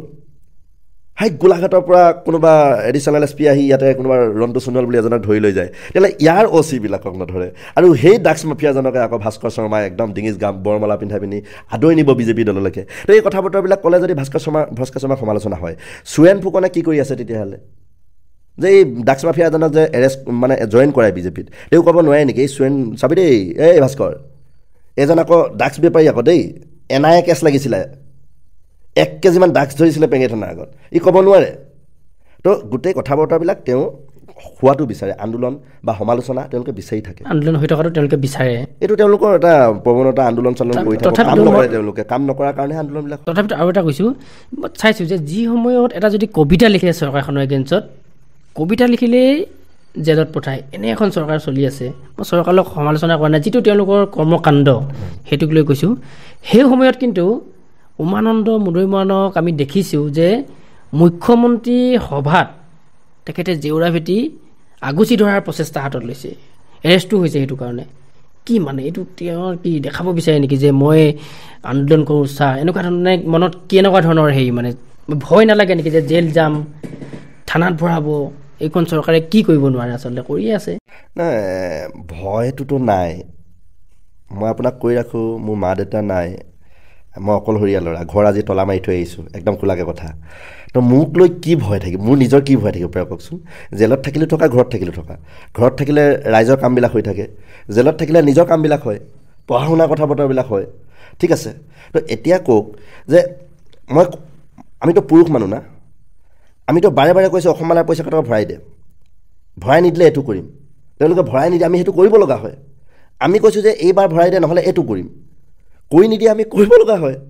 আমি কৈছোঁ যে যেতিয়া আমি গম পালোঁ হিমন্ত বিশ্ব শৰ্মা আহিব বুঢ়ী দীঘলৈকে আৰে অসম মালা ৰাস্তাৰ বুকুতে আহিব আমিতো ক'ব লাগিব যে ক্ষতিপূৰণৰ পইচা কেইটা নিদিয়ালৈকে হিমন্ত বিশ্ব শৰ্মা যদি বুঢ়ী দীঘলৈকে আহে আমিতো আন্দোলন কৰিম তাৰ বাহিৰে আৰু বেলেগ কিবা কথা ক'ম নেকি আমি অন্ততঃ ক্ষতিপূৰণৰ পইচা কেইটাৰ কাৰণে যিখিনি প্ৰচেছ লৈ আছোঁ সেইখিনিয়ে কৰিম আৰু সেই কথা বতৰাবিলাক আমি 4-5 দিনৰ আগত প্ৰেছ মিট দি 5 তাৰিখে হিমন্ত 1 তাৰিখে আমাৰ প্ৰেছ মিট দি আমি কৈ দিছোঁ যে হিমন্ত বিশ্ব শৰ্মা যদি ইয়াতে আহে আৰু ক্ষতিপূৰ্ণ পইচা কেইটা যদি নিদিয়াকৈ আহে আমি আন্দোলন কৰিম বুলি কৈ দিছোঁ তেওঁলোকেতো আন্দোলনটো নাইকিয়া কৰিবৰ কাৰণে উঠি পৰি লাগিছিলে তেওঁলোকে বাঁহবিলাক কেনেকুৱা বেয়া দেখে চাওকচোন এই মাঘেটা সমষ্টিৰ এজনে সেই বাঁহ টানি ফুৰেগৈ নকলা মুখে মুখে গৈ ইটো ঘৰ পদূলিত যায় বাঁহ টানেগৈ ইটো ঘৰ পদূলিত যায় বাঁহ টানেগৈ এটা ভিডিঅ'টো সাংঘাতিক ভাইৰেল হৈছিলে যে মহিলা এজনে কিমান বেয়াকৈ শুনাই দিলে সিটো কিমান গাত লাগিবলগীয়া কথা হয়নে তো এইটো MLA মানুহৰ কাম নহয়তো তেওঁৰ কাম কি আছিলে ডিচিক কৈ পইচা কেইটা ভৰাই দিলে দেখোন অন্ততঃ জেউৰা ভটা বাঁহ মৰা কথা বতৰাবিলাক নহ'লহেঁতেন নহয় সমান্তৰালভাৱে আমাৰ আন্দোলনটোতো নহ'লেহেঁতেন পইচা ভৰাই দিলে আমাৰ কেছ লাফালাভ আমাৰ আন্দোলন কৰিবলৈ কোনো কথাই নাছিলে তো কথা বতৰাবিলাক সেই ধৰণৰ আৰু আমি পুৰুষ মানুহ আমি কথা দিছিলোঁ হিমন্ত বিশ্ব শৰ্মা যদি আহে ক্ষতিপূৰণৰ পইচা কেইটা যদি ভৰাই নিদিয়াকৈ আহে আমি আন্দোলন কৰিম আমি বৰমতাটো আমি দেখাই দিলোঁ আমি জানো যে ইয়াৰ পিছত আমাৰ এটাই স্থান আছে ডিটেইন কৰিব আন্দোলন কৰা স্থলীৰ পৰা আৰু বহুত বেছি যদি হৈ যায় তেতিয়াহ'লে বহুত বেছি যদি মাৰাত্মক কিবা ভুল হৈ যায় আন্দোলনকাৰী বা আমাৰ কমৰেডসকলে যদি কিবা ভুল কৰে তেতিয়াহ'লে জেল পঠাব আমাৰ পূৰা বিশ্বাস আছে আমাৰ আন্দোলনকাৰী যিমানবিলাক মানুহ আছে আমি ৱেল ট্ৰেইন কৰোঁ তেওঁলোকক কওঁ যে এইটো নকৰিবা সেইটো নকৰিবা কোনো পুলিচক অসভ্যালি নকৰিবা হাত উঠোৱা কাৰোবাৰবিলাকতো নকৰিবাই বেলেগে কোনোবাই কিবা কৰি থাকিবা একদম চাই থাকিবা আমাৰ লগৰ দুজনৰ ভিডিঅ' কৰোঁ গণতান্ত্ৰিকভাৱে একদম দুজনমানতো লগৰ ল'ৰাক মোবাইল ধৰিবৰ কাৰণে ৰাখোঁ যাতে বেলেগ কোনোবাই যদি কিবা কৰি দিয়ে আন্দোলনস্থলীবিলাকত এইবিলাক আমাৰ ওপৰত কেছবিলাক আহি যায়তো আমি লিডিঙত থকা হিচাপে সেইকাৰণে আমি খুব এটা প্ৰচেছিঙত একদম পূৰা ভালকৈ কৰোঁ আৰু তাৰ বিনিময়ত আমাক ডিটেইন কৰে ধৰি মেলি লৈ যায় চুচৰাই মেলি লৈ যায় তাৰ বিনিময়ত তেওঁলোকে কি পায় তেওঁলোকৰ হিটলাৰী যিটো তেওঁলোকৰ মানসিকতা সেইটোহে তেওঁলোকে প্ৰদৰ্শন কৰে আন্দোলন কৰা মানুহ ব্ৰিটিছৰ টাইমতো ধৰিছিলে জেল ভৰাইছিলে মহাত্মা গান্ধীয়ে কিমানবাৰ জেল খাইছে কিমানবাৰ ডিটেইন হৈছে ডিটেইন আৰু জেলত ৰখা গোটেই প্ৰচেছটোতো বেলেগ বেলেগ এইবিলাক কথা বতৰা পাতিম কেতিয়াবা কিন্তু গোটেই প্ৰচেছটো এনেকুৱা ব্ৰিটিছ আৰু হিটলাৰ তেওঁলোকৰ মাজত এই চৰকাৰখনৰ বিশেষ কিবা পাৰ্থক্য আমি দেখা পোৱা নাই তেওঁলোকে সেইখিনি কৰি থাকক ব্ৰিটিছৰ সময়তো এইবিলাক হৈছিলে আপুনি জেল বা এৰেষ্ট হোৱা কথাটো কৈছে আপোনাক যদি মই সুধোঁ কলেজীয়া জীৱনৰ পৰা আপোনাৰ সেই সংঘাতময় জীৱন আৰম্ভ হৈছে আৰক্ষীৰ লগত কিবা কিবি এতিয়ালৈকে কিমানবাৰ এৰেষ্ট হৈছে এৰেষ্ট আটক হৈছে মই অকল আপোনাক গ্ৰেপ্তাৰ হোৱাটো কথা নাই সোধা আটক কিমানবাৰ হৈছে আপুনি আটক গ্ৰেপ্তাৰ সৰ্বমুঠ এতিয়ালৈকে 9বাৰমান বুলি হিচাপ কৰি ৰাখিছোঁ সেয়া লাগিলে ডুমডুমা কলেজত পঢ়ি থকা সময়তে হওক আমি এবাৰ আটক হৈছিলোঁ সেইবাৰ মই বাচি গ'লোঁ 12 চনত এই খিৰাজ দত্ত বুলি কাকপথাৰৰ এজন দাদা আছিলে সেই সময়ত আমি জীৱনৰ প্ৰথমটো 12 চনত আন্দোলন কৰিছিলোঁ তেতিয়া দুজনমান খিৰাজ দত্তহঁত আটক হৈছিলে সেইবাৰ আমি নহ'লোঁ তাৰপিছতো আমি আটক হৈছোঁ ইউনিভাৰ্চিটিত AGP কাৰ্যালয়ৰ ভঙাৰ বিনিময়ত আমাক থানাত বহাই থৈছিলে কা আন্দোলনৰ টাইমত পৰৱৰ্তী সময়ত এনেকৈ মোটামুটি 9বাৰমান চাগে মেবি কোৰ্টত গৈছোঁ এতিয়া কোৰ্টত দৌৰি থাকিবলগীয়া হৈছিলে এতিয়া এই মুহূৰ্তত হোৱা নাই ডুমডুমা কলেজত এটা সাংঘাতিক এটা কেছেই হৈছিলে এইটো আৰু কেতিয়াবা BJP মহলে আমাক টাৰ্গেটেই কৰে যে ৰহস্য ফাদিল কৰিম ডুমডুমা কলেজৰ কেছটোক লৈ ডুমডুমা কলেজৰ আমুক তামুক ইউনিভাৰ্চিটিৰ আমুক তামুক এই কেছকেইটাক লৈ তেওঁলোকে কিবা কিবি কৰিম বুলি কৈ থাকে সেই কেছটোত 1 বছৰ 3 মাহ লাগিছে শেষ হ'বলৈ 1 বছৰ 3 মাহ ফাৰ্ষ্ট ট্ৰেক কোৰ্টত কেছ চলিছিলে আৰু সঞ্জয় চেতিয়া বুলি এজন এডভোকেট আছিলে মই তেতিয়া GSA আছিলোঁ গোটেই কাণ্ডত সেইটো এটা সাংঘাতিক এটা ইতিহাস হ'ব এই কথা বতৰাবিলাক এদিন যেতিয়া পাব্লিছ হ'ব যেতিয়া পাতিব মানুহে এইবিলাক বিচাৰ বিশ্লেষণ কৰা কথা বতৰাবিলাক আছে বাৰু মানুহৰ কাৰণে এৰিম এটা টাইম লাগিব কিন্তু এই ঘটনাবিলাক মোৰ কাৰণে এটা মানে অভিশাপ আশীৰ্বাদ চব আছে গোটেই প্ৰতিটো ঘটনা আৰু এইটোৱেই ভাপুকি দিয়ে নেকি ভাস্কৰ শৰ্মাই সুৰেন ফুকনে যে আপুনি যেতিয়াই BJPক সমালোচনা কৰে তেতিয়াই তেওঁলোকে কয় যে কলেজীয়া দিনৰ কথাবিলাক আমি ক'ব লাগিব নেকি? এনেধৰণৰ এটা বাক্য আমি শুনো, বিধায়কগৰাকীকেই হওক বা তেওঁলোকৰ নেতা পালি নেতাবিলাকেই হওক। সেইটোৱেই মই আপোনাক কৈছোঁ। তাৰমানে ডুমডুমা কলেজত যেতিয়া GS আছিলোঁ তেতিয়া এটা ঘটনা ঘটিছিলে, এইটো বহুতে জানে, এইটো চাগে অফ কেমেৰাত আপুনি জানে কথাটো, যে এটা ছুইচাইড কেছ এটা হৈছিলে। ছুইচাইড কেছটোত পৰৱৰ্তী মোৰ নামত কেছ হৈছিলে। কেছ হোৱাৰ পিছত সেই এটা লংকাকাণ্ড এইখিনি হৈছে, মই কাৰাৰুদ্ধ হ'ব লগা হৈছে। তাৰপিছত মই তেনেকৈ পৰীক্ষা দিবলৈ আহিছোঁ। তাৰপিছত মোৰ ভাল ৰিজাল্ট হৈছে, এবাৰ 70 কিমানমান মোৰ ৰিজাল্টো হৈছে, ডিগ্ৰী এইটো 5th চেমিষ্টাৰ ৰিজাল্ট। মই সেইকাৰণে কৈছোঁ ইতিহাস বুলি। তাৰপিছত সেই ঘটনাটোকে মানুহে বিভিন্ন ধৰণেৰে প্ৰলেপ বকি থাকে বা একো নাই, সেইটো ব্যক্তিগত জীৱনত মোৰ এনেকুৱা ঢেৰ ঘটনা আপোনালোকে লৈ ল'ব পাৰে যে থাকিবই, সেইটো মোৰ এটা ঘটনা।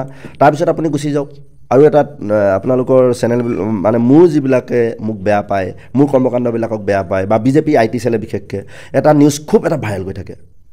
সেইটো হৈছে, সেইটো সময়ত বাৰু নিউজ নাছিলে কাৰণে নিউজ নোলালে, ঠিক আছে, ডুমডুমাৰ ঘটনাটোৰ কাৰণে। কিন্তু এই যিটো বৰডুমচাৰ ঘটনা, যেতিয়া মই ইউনিভাৰ্চিটি লাষ্ট ছেমিষ্টাৰ, ৰাগিয়াল দ্ৰব্য, য়েছ, মই এইটো ক'বলৈ বেয়াও নাপাওঁ।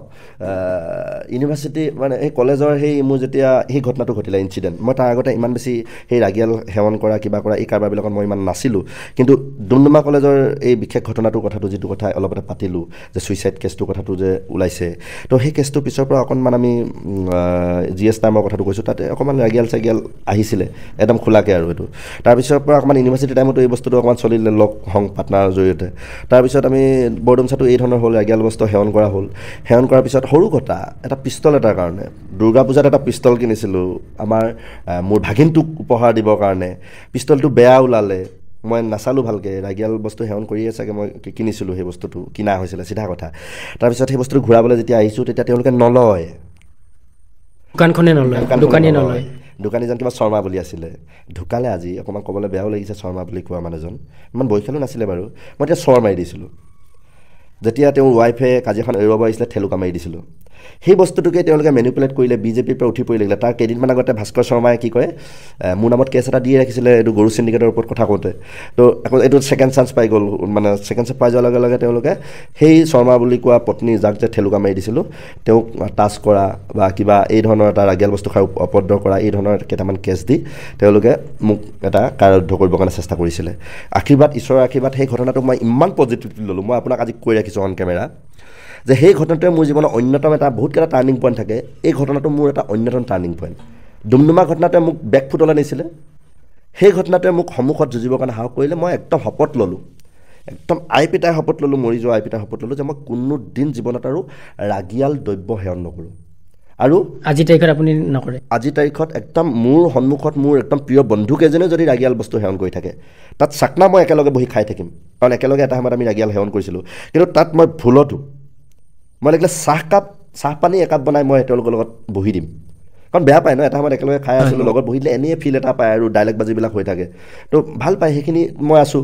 কিন্তু এই যে মাদক দ্ৰব্য খোৱাৰ কাৰবাৰটোত মই একদম শপত ল'লোঁ, আজি 1.5 বছৰ 2 বছৰ হৈ গ'ল, 2 বছৰ প্লাছ 2.5 বছৰমান হ'ব আৰু। তো এইটো মই টোটেলি এৰি আহিলোঁ। আৰু সেইটো এটা কেছ লাগিছিলে মোৰ নামত, সেইটো মোৰ 3 মাহ লাগিলে কেছটো শেষ কৰিবৰ কাৰণে। এতিয়া নাই, এতিয়া চালোঁ তাৰ পিছৰ কেছবিলাকতো বেলেগ। আমি দেখিছোঁ যে আপুনি ভাস্কৰ শৰ্মা, সুৰেন ফুকন, এই দুজন বিধায়কক আপুনি কিবা টাৰ্গেট কৰি লোৱা যেন লাগে। আপোনাৰ ভৱিষ্যত পৰিকল্পনা আছে নেকি যে এই ডিগবৈ সমষ্টিটোত, এই মাঘেৰিটা সমষ্টিটোত যে মই কিবা ৰাইজৰ হৈ প্ৰতিনিধিত্ব কৰিম, গতিকে তেওঁলোকক মই যদি এতিয়াৰ পৰাই এটেক কৰি নাথাকোঁ তেতিয়াহ'লে মোৰ সমস্যাৰ সৃষ্টি হ'ব, এনেধৰণৰ কিবা পৰিকল্পনা মনত বান্ধি ৰাখিছে নেকি? নহয়, সেইটো একে আশাৰে কৰি দিব পৰা কথা নহয়। মই এই জনপ্ৰতিনিধি হোৱাৰ যিটো কথা আপুনি প্ৰশ্ন কৰিছে, মই একদম ওচৰৰ পৰা পাইছোঁ বহুকেইজনক। লক্ষেশ্বৰ মৰাণ বুলি এজন বৰ্তাক পাইছোঁ, মোৰ তৰাণী বৰ্তা, মই সভাপতি আছিলে, তেওঁ লাষ্ট টাইম ডুমডুমাত নিৰ্দলীয় খেলিছে। তাৰ আগতে তেওঁ এক্স CM এতিয়া ঢুকালে, তৰুণ গগৈ এগেইনষ্টত খেলিছিলে, 1600-1800 ভোটৰ কাৰণে তেওঁ হাৰিছে। তো মই ভাবোঁ যে এই জনপ্ৰতিনিধি হোৱা, MLA হোৱা, MP হোৱা, এই কথা বতৰাবিলাক জনগণৰ একদম আশীৰ্বাদ ৰিলেটেড হৈ আছে, ৰাইজে বিচাৰিব লাগিব। উমানন্দ মুদৈমান বুলি কোৱা ল'ৰা এজনে হওঁ বুলি দেখোন ভাবিছিলে 14 চনতে ডুমডুমা কলেজৰ GS, পাৰিলে জানো? হাৰিছিলে নহয়। এইম আছিলে ডিব্ৰুগড় ইউনিভাৰ্চিটিত খেলিব পাম নেকি GS, কিং মেকাৰ হৈ থাকিলোঁ। লগৰ ল'ৰাজনক GS জিকাই বা লগৰ ল'ৰাজনক কাৰণে খৰচা কৰিছোঁ, কষ্ট কৰিছোঁ, সেইখিনি কৰিয়েতো আছোঁ। কিন্তু অথচ ষ্টুডেণ্ট লাইফত মই খেলিছোঁ, ডুমডুমা কলেজত এবাৰ হাৰিছোঁ 14 চনত 15 চনত জিকিছোঁ তো গোটেই কথা বতৰাবিলাকত জনগণৰ আশীৰ্বাদবিলাক জড়িত হৈ আছে সেইকাৰণে মই আপোনাক আজিয়ে নকওঁ যে মই সঁচাকৈ নদি নকওঁ জীৱনতো নকওঁ যে মই এইটো মোৰ এইম আছে এইটো মোৰ এইম নাই এই কথা বতৰাবিলাক মই নকওঁ কিন্তু মই আপোনাক এটা কথা কওঁ তেওঁলোকক যে মই সমালোচনা কৰি থাকোঁ সমালোচনা কৰিবৰ কাৰণে তেওঁলোকে মোক বাধ্য কৰায় এতিয়া আজিৰ দিনটোত মই সমালোচনা কৰিছোঁ অসমমালাক লৈ বা অলপতে সমালোচনা কৰিলোঁ কি কাৰণে সমালোচনা কৰিলোঁ অসমমালাক ক্ষতিপূৰণৰ পইচাকেইটা যদি দি দিলেহেঁতেন সোৰেণ ফুকনক অসমমালাৰ পইচাকেইটা দিয়াৰ মতলব আছেনে নাই আপোনাৰ আপুনি ডিচি কওক এনেকৈ বুলি যে জোৰকৈ ক'ব লগা হৈছে কিয় কৈছোঁ তেওঁ জানো MLA নহয় ডিগবৈ সমষ্টিৰ 5টা পঞ্চায়তৰ বুঢ়ীদিহিং মৌজাৰ বুলি কৈ দিলোঁ আপোনাক মানুহখিনিয়ে যে আজি ঘৰটো ভাঙিব নে নাভাঙে গছ কিবা কিবি XYZ কথা বতৰাবিলাক জড়িত হৈ আছে ইমান এটা হাৰাশাস্তিত যে সন্মুখীন হৈ আছে কি হ'ব কি নহয় এইবিলাকত তেওঁ যদি এই কথা বতৰাবিলাক মাত মাতি যদি বা ডিচিক কৈ মেলি যে হৈমান কৰায় লাগিলে ধমকি দিয়ক লাগিলে মৰমত কওক চেক মোৰ সমালোচনা কৰাৰ কি কথা থাকিলে ভাস্কৰ শৰ্মাই যদি ৰাস্তা পদূলিবিলাক ঠিক ঠাককৈ বনায় ড্ৰাগছক লৈ যদি এগ্ৰেছিভ হয় হিমন্ত বিশ্ব শৰ্মাৰ দৰে সোৰেণ ফুকনে যদি ড্ৰাগছক লৈ পিনি যদি এগ্ৰেছিভ হয় মোৰ সমালোচনা কৰাৰ কি কথা বতৰাবিলাক থাকিলে তেওঁলোকৰ চৰকাৰ তলত জানো OC-বিলাক নাই SDPO-বিলাক নাই SP-বিলাক নাই DC-বিলাক নাই তো তেওঁলোকৰ কৰ্মকাণ্ডবিলাকৰ কাৰণে তেওঁ সমালোচনা কৰিব লগা হয় আৰু এই কথা বতৰাবিলাক আমি এটা প্ৰভাৱ গোষ্ঠী হিচাপে দল সংগঠন কথাটো বাদ দিয়ক এটা প্ৰেছাৰ গ্ৰুপ হিচাপে তেওঁলোককতো এইবিলাক প্ৰেছাৰাইজ কৰিবই লাগিব এইটো আমাৰ নৈতিক দায়িত্ব এজন দায়িত্বশীল মানুহৰ এইটো কৰ্তব্য হোৱা উচিত তো সেইখিনি কাৰণে আমি এইখিনি কৰোঁ ইমান আন্দোলন কৰিছে আমি দেখিছোঁ যে বিশেষকৈ ছাত্ৰ মুক্তি কৃষক মুক্তিয়ে সদায় আন্দোলনৰ ধাৰাটো থাকেই আপুনিতো ডেইলি এটা নহয় এটা আপোনালোকৰ চেণ্ট্ৰেল ছেক্ৰেটাৰী এগৰাকীও তিনিচুকীয়া জিলাৰে প্ৰতিনিধিত্ব কৰিছে আমাকেইটা অঞ্চলৰ পৰা জাগোন অঞ্চলৰ পৰা মানে তিনিচুকীয়া জিলাত ছাত্ৰ মুক্তি কৃষক মুক্তি আন্দোলন থাকেই আমি দেখোঁ যদি ৰোড ব্লক হৈছে ক'ৰবাত থানা ঘেৰা হৈছে XYZ কিবা কিবি থাকে ইমান আন্দোলন কৰাৰ পিছত তাৰ ফলাফল কি ওলায় কিবা সমাধান হয়নে নে ৰাইজৰ সঁচাকৈ হাৰাশাস্তি হৈ আছে ধৰি ল'লোঁ মই পৰ্টবোধ এটা হৈ আছে পৰ্টবোধ হ'লেতো বহুত হাজাৰ মানুহৰ সমস্যা হৈছে কোনোবাৰ মেডিকেল গৈছে কাৰোবাৰ ঘৰৰ মানুহৰ মৃত্যু হৈছে কোনোবা স্কুল গৈছে কিবা বহু সমস্যাৰ সৃষ্টি হয় গতিকে এই আন্দোলনৰ ফলাফলবিলাক কি আচলতে আপোনাক কৈ ৰাখোঁ এতিয়ালৈকে এই 21 চনৰ পৰা যদি ধৰে বহুবিলাক আন্দোলনৰ ফচল কিন্তু আমি ভালকৈ পাইছোঁ আপোনাক যদি কওঁ পাঞ্জলমানৰ প্ৰসংগটোত আমি ভালকৈ আপোনালোকে কভাৰ কৰিছে এইবিলাক কি পাইছে কি হৈছে কি নাই হোৱা হয়নে তাৰপিছতো যদি চাই আমি ড্ৰাগছক লৈ এখন মহাসংগ্ৰাম কৰিছোঁ এতিয়ালৈকে চাগে 7-8খনমান থানা ঘেৰা কৰিছোঁ তিনিচুকীয়া জিলাৰ অকল তিনিচুকীয়া জিলাৰ কথা কৈছোঁ তো এই থানাবিলাক ঘেৰাও কৰাৰ ফলত এটা টেবলেট হয় প্ৰতিটো আন্দোলন এটা আন্দোলন যেতিয়া আমি কৰোঁ পেঙেৰি থানা যেতিয়া ঘেৰাও কৰোঁ আপোনালোকৰ ইয়াত কাকপথাতে আছে এজন OC বকুল ইংতি বুলি কয় সাংঘাতিক বদমাছ আপুনি জানেনে আমি কওঁ যে ড্ৰাগছ মাফিয়া আছে ইয়াতে আহিব লাগে আমি ধৰিব লাগে সি নাহে টেকেৰী গাঁও বুলি এখন আছিলে তাততো যেনেকৈ ফোন কৰি থাকিলেও তেওঁ ড্ৰাগছ মাফিয়াক ধৰিবৰ কাৰণে নাযায় কানি মাফিয়াক ধৰিবৰ কাৰণে নাযায় তেওঁ কি এনেকুৱা আণ্ডাৰষ্টেণ্ডিং আছিলে কি এনেকুৱা মিলামিচা আছিলে আমি নাজানো আন্দোলন কৰি DGP অফিচত গ্ৰিভেঞ্চ চেলত কমপ্লেইন মাৰি থৈ আহিছোঁগৈ তাৰপিছত আপোনালোক কাকপথাৰ অঞ্চললৈ খেদিলে ইয়াতেতো ড্ৰাগছৰ এগেইনষ্টত কি কৰি আছে আপোনালোকে জানে তো আমি কৰিব লগা হৈছে তাৰ বিনিময়ত কি হৈছিলে 6 মাহমানৰ কাৰণে অঞ্চলটো ঠাণ্ডা হৈ যায় এই আন্দোলনটো কৰি দিয়াৰ লগে লগে কি হয়গৈ সেই তেতিয়াহে গাত লাগে গালি চালি খাই নেকি SP ছাৰৰ পৰা আমাৰ অভিজিত গৌৰৱ ছাৰ অকণমান কিছুমান ক্ষেত্ৰত পূৰা ষ্ট্ৰিক্ট অলপ গালি চালি চাগে পাৰি দিয়ে কি হৈ আছে আন্দোলন কেলৈ হৈছে তো আন্দোলনৰ যেন গাঁওবিলাকত যায় উধাই মুধাই কোবাইগৈ ড্ৰাগছ বেপাৰী পালে ধৰে নেপালে গম পাইছে থানালৈ আনি কি কথা বতৰা হয় নাজানো গুচি যায়গৈ টকা পইচা কিবা কথা বতৰা হৈ যদিও নাজানো মাজতেতো আমাৰ পেঙেৰি থানা এলেকাতে কোনোবা এজন ড্ৰাগছ বেপাৰী 380 গ্ৰাম কেছত ধৰাই দিছিলোঁ গম পায়নে তেওঁলোকে আছিলে ইয়াৰ OC এজন আছিলে 380 গ্ৰাম কেছ ধৰালোঁ তেওঁলোকে কৈছে কি 12 দিনত মোকলাই নিম দে প্ৰথমতে ক'লে উমানন্দ মোদীমানক কল কৰিব দে কল কৰিলে এৰি দিব 380 গ্ৰাম কানি কি সাংঘাতিক কথা তাৰপিছত 12 দিনত এৰি দিম দে উপায় নাই উমানন্দটো ফোন নকৰিলেই তো সিহঁতে মোক হাতে ভৰি ধৰিছিলে সি ড্ৰাগছ বেপাৰী পৰিয়ালটোৱে কানি বেপাৰী পৰিয়ালটোৱে তো মইতো ফোন নকৰিলোঁ নকৰাৰ পিছত কৈছে 12 দিনত ওলাই দিলে সঁচাকৈ 12 দিনৰ পিছত ওলাই আহিলে মোক ফোন কৰিছে 12 দিনৰ পিছত ওলাব OC ছাৰে কৈছে ৰেকৰ্ড আছে আমাৰ ওচৰত তো এনেকুৱা কথা বতৰাবিলাক হৈ থাকে এতিয়া আন্দোলনটো যেতিয়া কৰি দিওঁ উপায় নাইকিয়াত পৰি বাধ্যত পৰি অঞ্চলবিলাকত তেওঁলোকৰ পুলিচৰ গাড়ীবিলাক যায় মানে এসপ্তাহ 10 দিন ঘূৰি দিয়ে ড্ৰাগছ বেপাৰীবিলাকে ভয়ে খায় নে কিয়ে নে গাঁও বাৰী এৰি চচু বাৰী পলায় বহুত এনেকুৱা ড্ৰাগছ বেপাৰী পাইছোঁ বেলেগ গাঁৱলৈ পলাই যায় সেই গাঁৱতো আমি কিন্তু এৰা নাই দেই এনেকুৱা উদাহৰণ আপোনাক দিব পাৰোঁ সেই ঠাইতো আমি যেতিয়া সংঘক লগ কৰিছোঁ আমাৰ গাঁৱৰ ড্ৰাগছ বেপাৰীটো আহি বা কাষৰ গাঁৱৰ ড্ৰাগছ বেপাৰী আপোনালোকৰ গাঁৱত আছে চচুবাৰীত আছে সি আপোনালোকে চাব ড্ৰাগছ বেপাৰ কৰাৰ কাৰণে আমাৰ ঠাইৰ পৰা পলাই আহিলে পুলিচ এটাক বিচাৰি আছে যেতিয়া তেওঁলোকে চান্দে লাষ্টত গৈ পিনি বোলে কোনোবা মহাদেৱপুৰ থানাত গৈ পিনি জেল খাই আছেগৈ 3 মাহ খালেগৈ এনেকুৱাকৈ আমি খেদি ধৰিছোঁ তো এনেকুৱা ফচল আছে হয় অকণমান হাৰাশাস্তি হয় তাৰ কাৰণে আমি দুখিত কিন্তু গোটেই ৰোড ব্লক কৰোৱাৰ গোটেই অন্তৰালৰ মূৰতে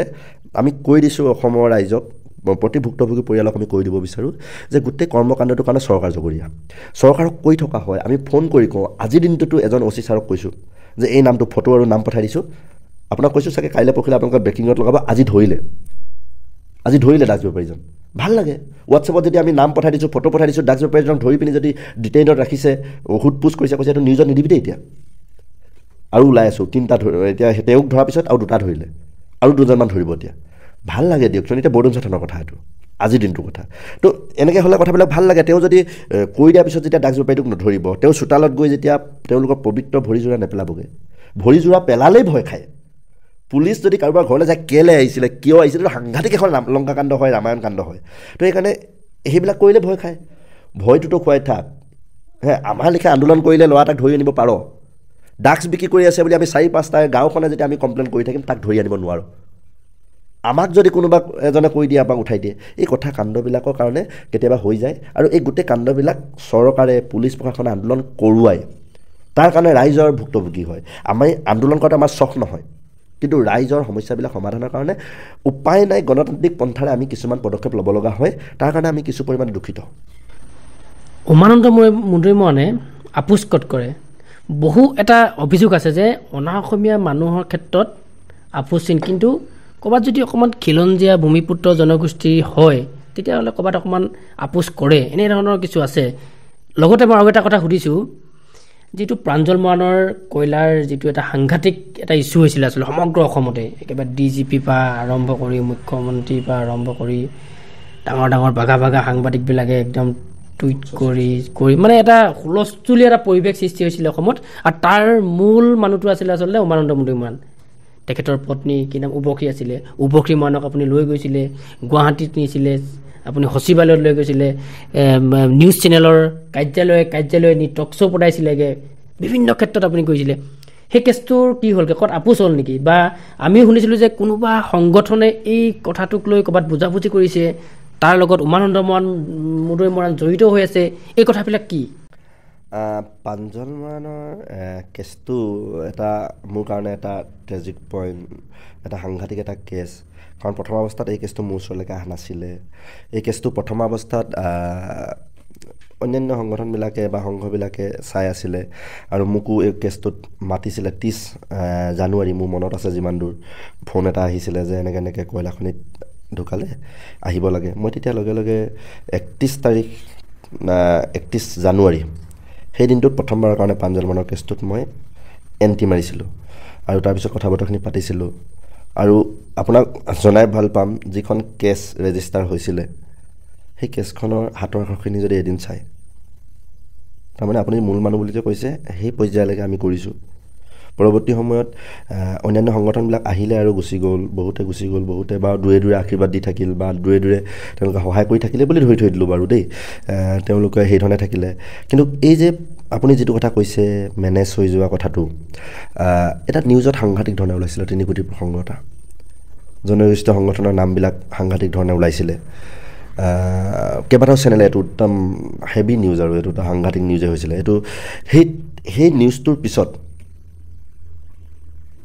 বা সেই নিউজটো চলি থাকোঁতে মই কিন্তু গুৱাহাটীত আছিলোঁ যেতিয়া পইচা পাতি ডিলিঙৰ কথা বতৰাবিলাক আছিলে তেতিয়া আমি যিমান দূৰ সম্ভৱ গুৱাহাটীৰ চচলত আমি আন্দোলন কৰি আছিলোঁ তাত আমাক বিৰোধী দলপতি উপদলপতি লগ কৰিবলৈ গৈছে অখিল গগৈ ডাঙৰীয়াহঁত লগ কৰিবলৈ গৈছে তেওঁলোকে তাতে মিডিয়াত বাইক ৰাখিছে আমাক কথা দিছিলে এইটো বিধানসভাত আমি উপস্থাপন কৰিম তেওঁলোকে সঁচাকৈ কথা ৰাখিছিলে প্ৰায় 92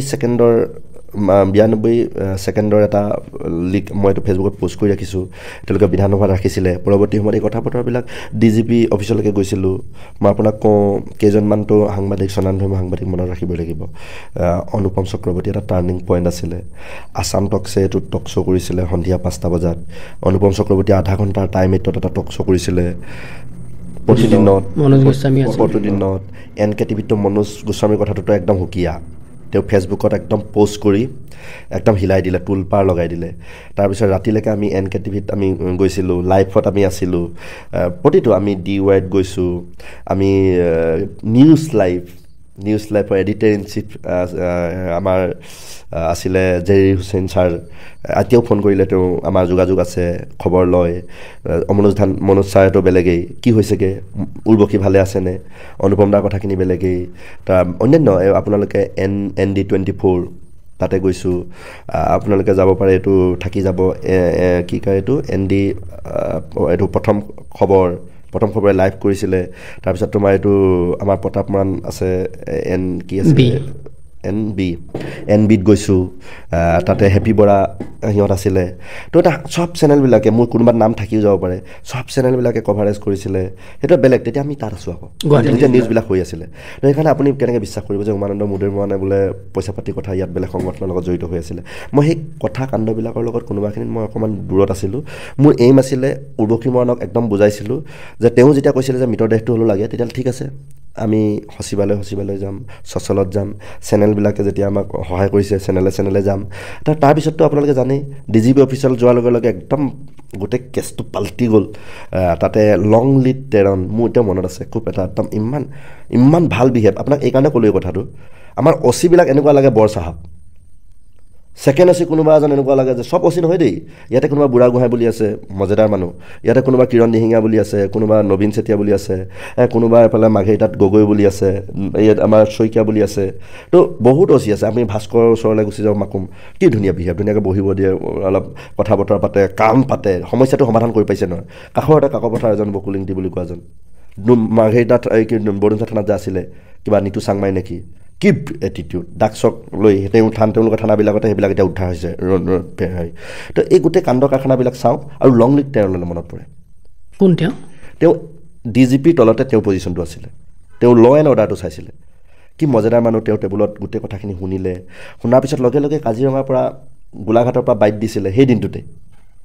এফালে একচেপ্ট কৰিছে তেখেতে, আৰু GP সিঙে বাইট দিছিলে কাজিৰঙাৰ পৰা যে 1 সপ্তাহৰ সময়সীমা দিছোঁ। উজনিৰ IGP তেওঁলোকে ইমান ধুনীয়া মানে ভাল ব্যৱহাৰ, একদম কেছটো ইমান গুৰুত্ব সহকাৰে লৈছে।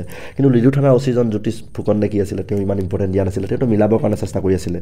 মইতো অ'পেনকৈ কওঁ, বহুত অচি বিষয়ে মই ডাইৰেক্টকৈ কৈ দিওঁ, বহুত অচি বিষয়ে মই ভালকৈ কওঁ, কিন্তু প্ৰয়োজন হ'লে কি মই কিৰণ দিহিঙীয়া বৰদুমচা থানাৰ অচিক মই সমালোচনা নকৰাকৈ আছোঁ নেকি? কৰিছোঁ নহয়। প্ৰয়োজন হ'লে নবীন চেতিয়াক কি নক'ম নেকি, কিবা যদি ভুল কৰে বা আমাৰ দৃষ্টিভংগী, ৰাইজৰ দৃষ্টিভংগী। তো এইটো হৈছে প্ৰাঞ্জল মৰাণৰ কেছটো।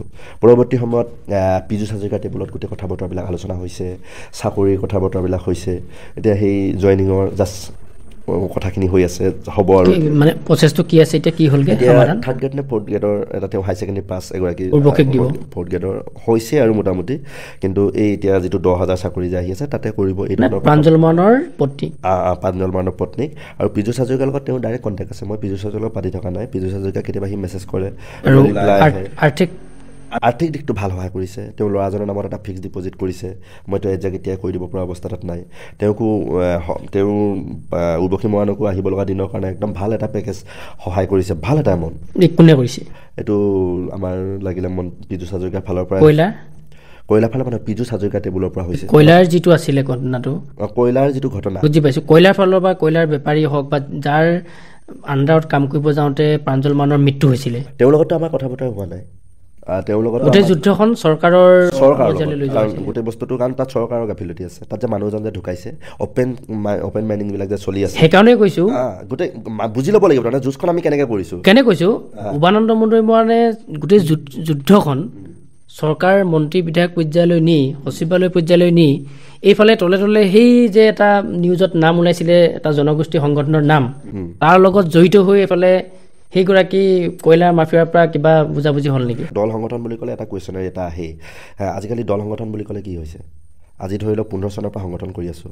এতিয়া যদি মই স্কৰ্পিঅ'খন চলাই ফুৰোঁ, ঠিক আছে, সন্দেহটোতো কৰিব ক'ৰ পৰা উমাৰ ইনকাম?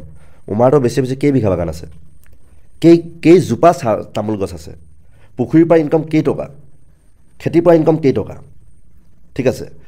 ৰাইজক খোলা কিতাপ নহয়। তেওঁলোকে জানে নহয় যে উমানন্দ মুদৈমোহন কি হয়, ক'ৰ পৰা কেনেকৈ ইনকাম কৰে। ঘৰৰ কাষৰ মানুহবিলাকেতো জানে নহয়, দূৰৰ মানুহবিলাকে জানে নহয়। তো সেইকাৰণে মই যদি আজি আপোনাক ফিট মাৰি আপোনাৰ এই পডকাষ্টলৈকে যদি স্কৰ্পিঅ'খনৰ পৰা নামোঁ, আপুনি সন্দেহ কৰিব হয়নে নাই? আপুনিতো গাড়ী নাম্বাৰটো মাৰি চাব কাৰ হয়, হয়নে? তো বাইক এখনত যদি আহোঁ, ভাল বাইক এখনত, তো তেওঁলোকে দেখি আছে নহয় মোৰ জাৰ্ণিটো কি কৰি আছোঁ কি নাই। আৰু কয়লাৰ যিজন বি গণেশৰ কথা বতৰাবিলাক কৈ আছে, যিজনে এই ঘটনাটো কৰিছিলে, মই এনেকৈ নকওঁ যে বি গণেশৰ ফালৰ পৰা আমালৈকে কথা বতৰা পাতিবৰ কাৰণে আগবঢ়া নাছিলে বুলি নকওঁ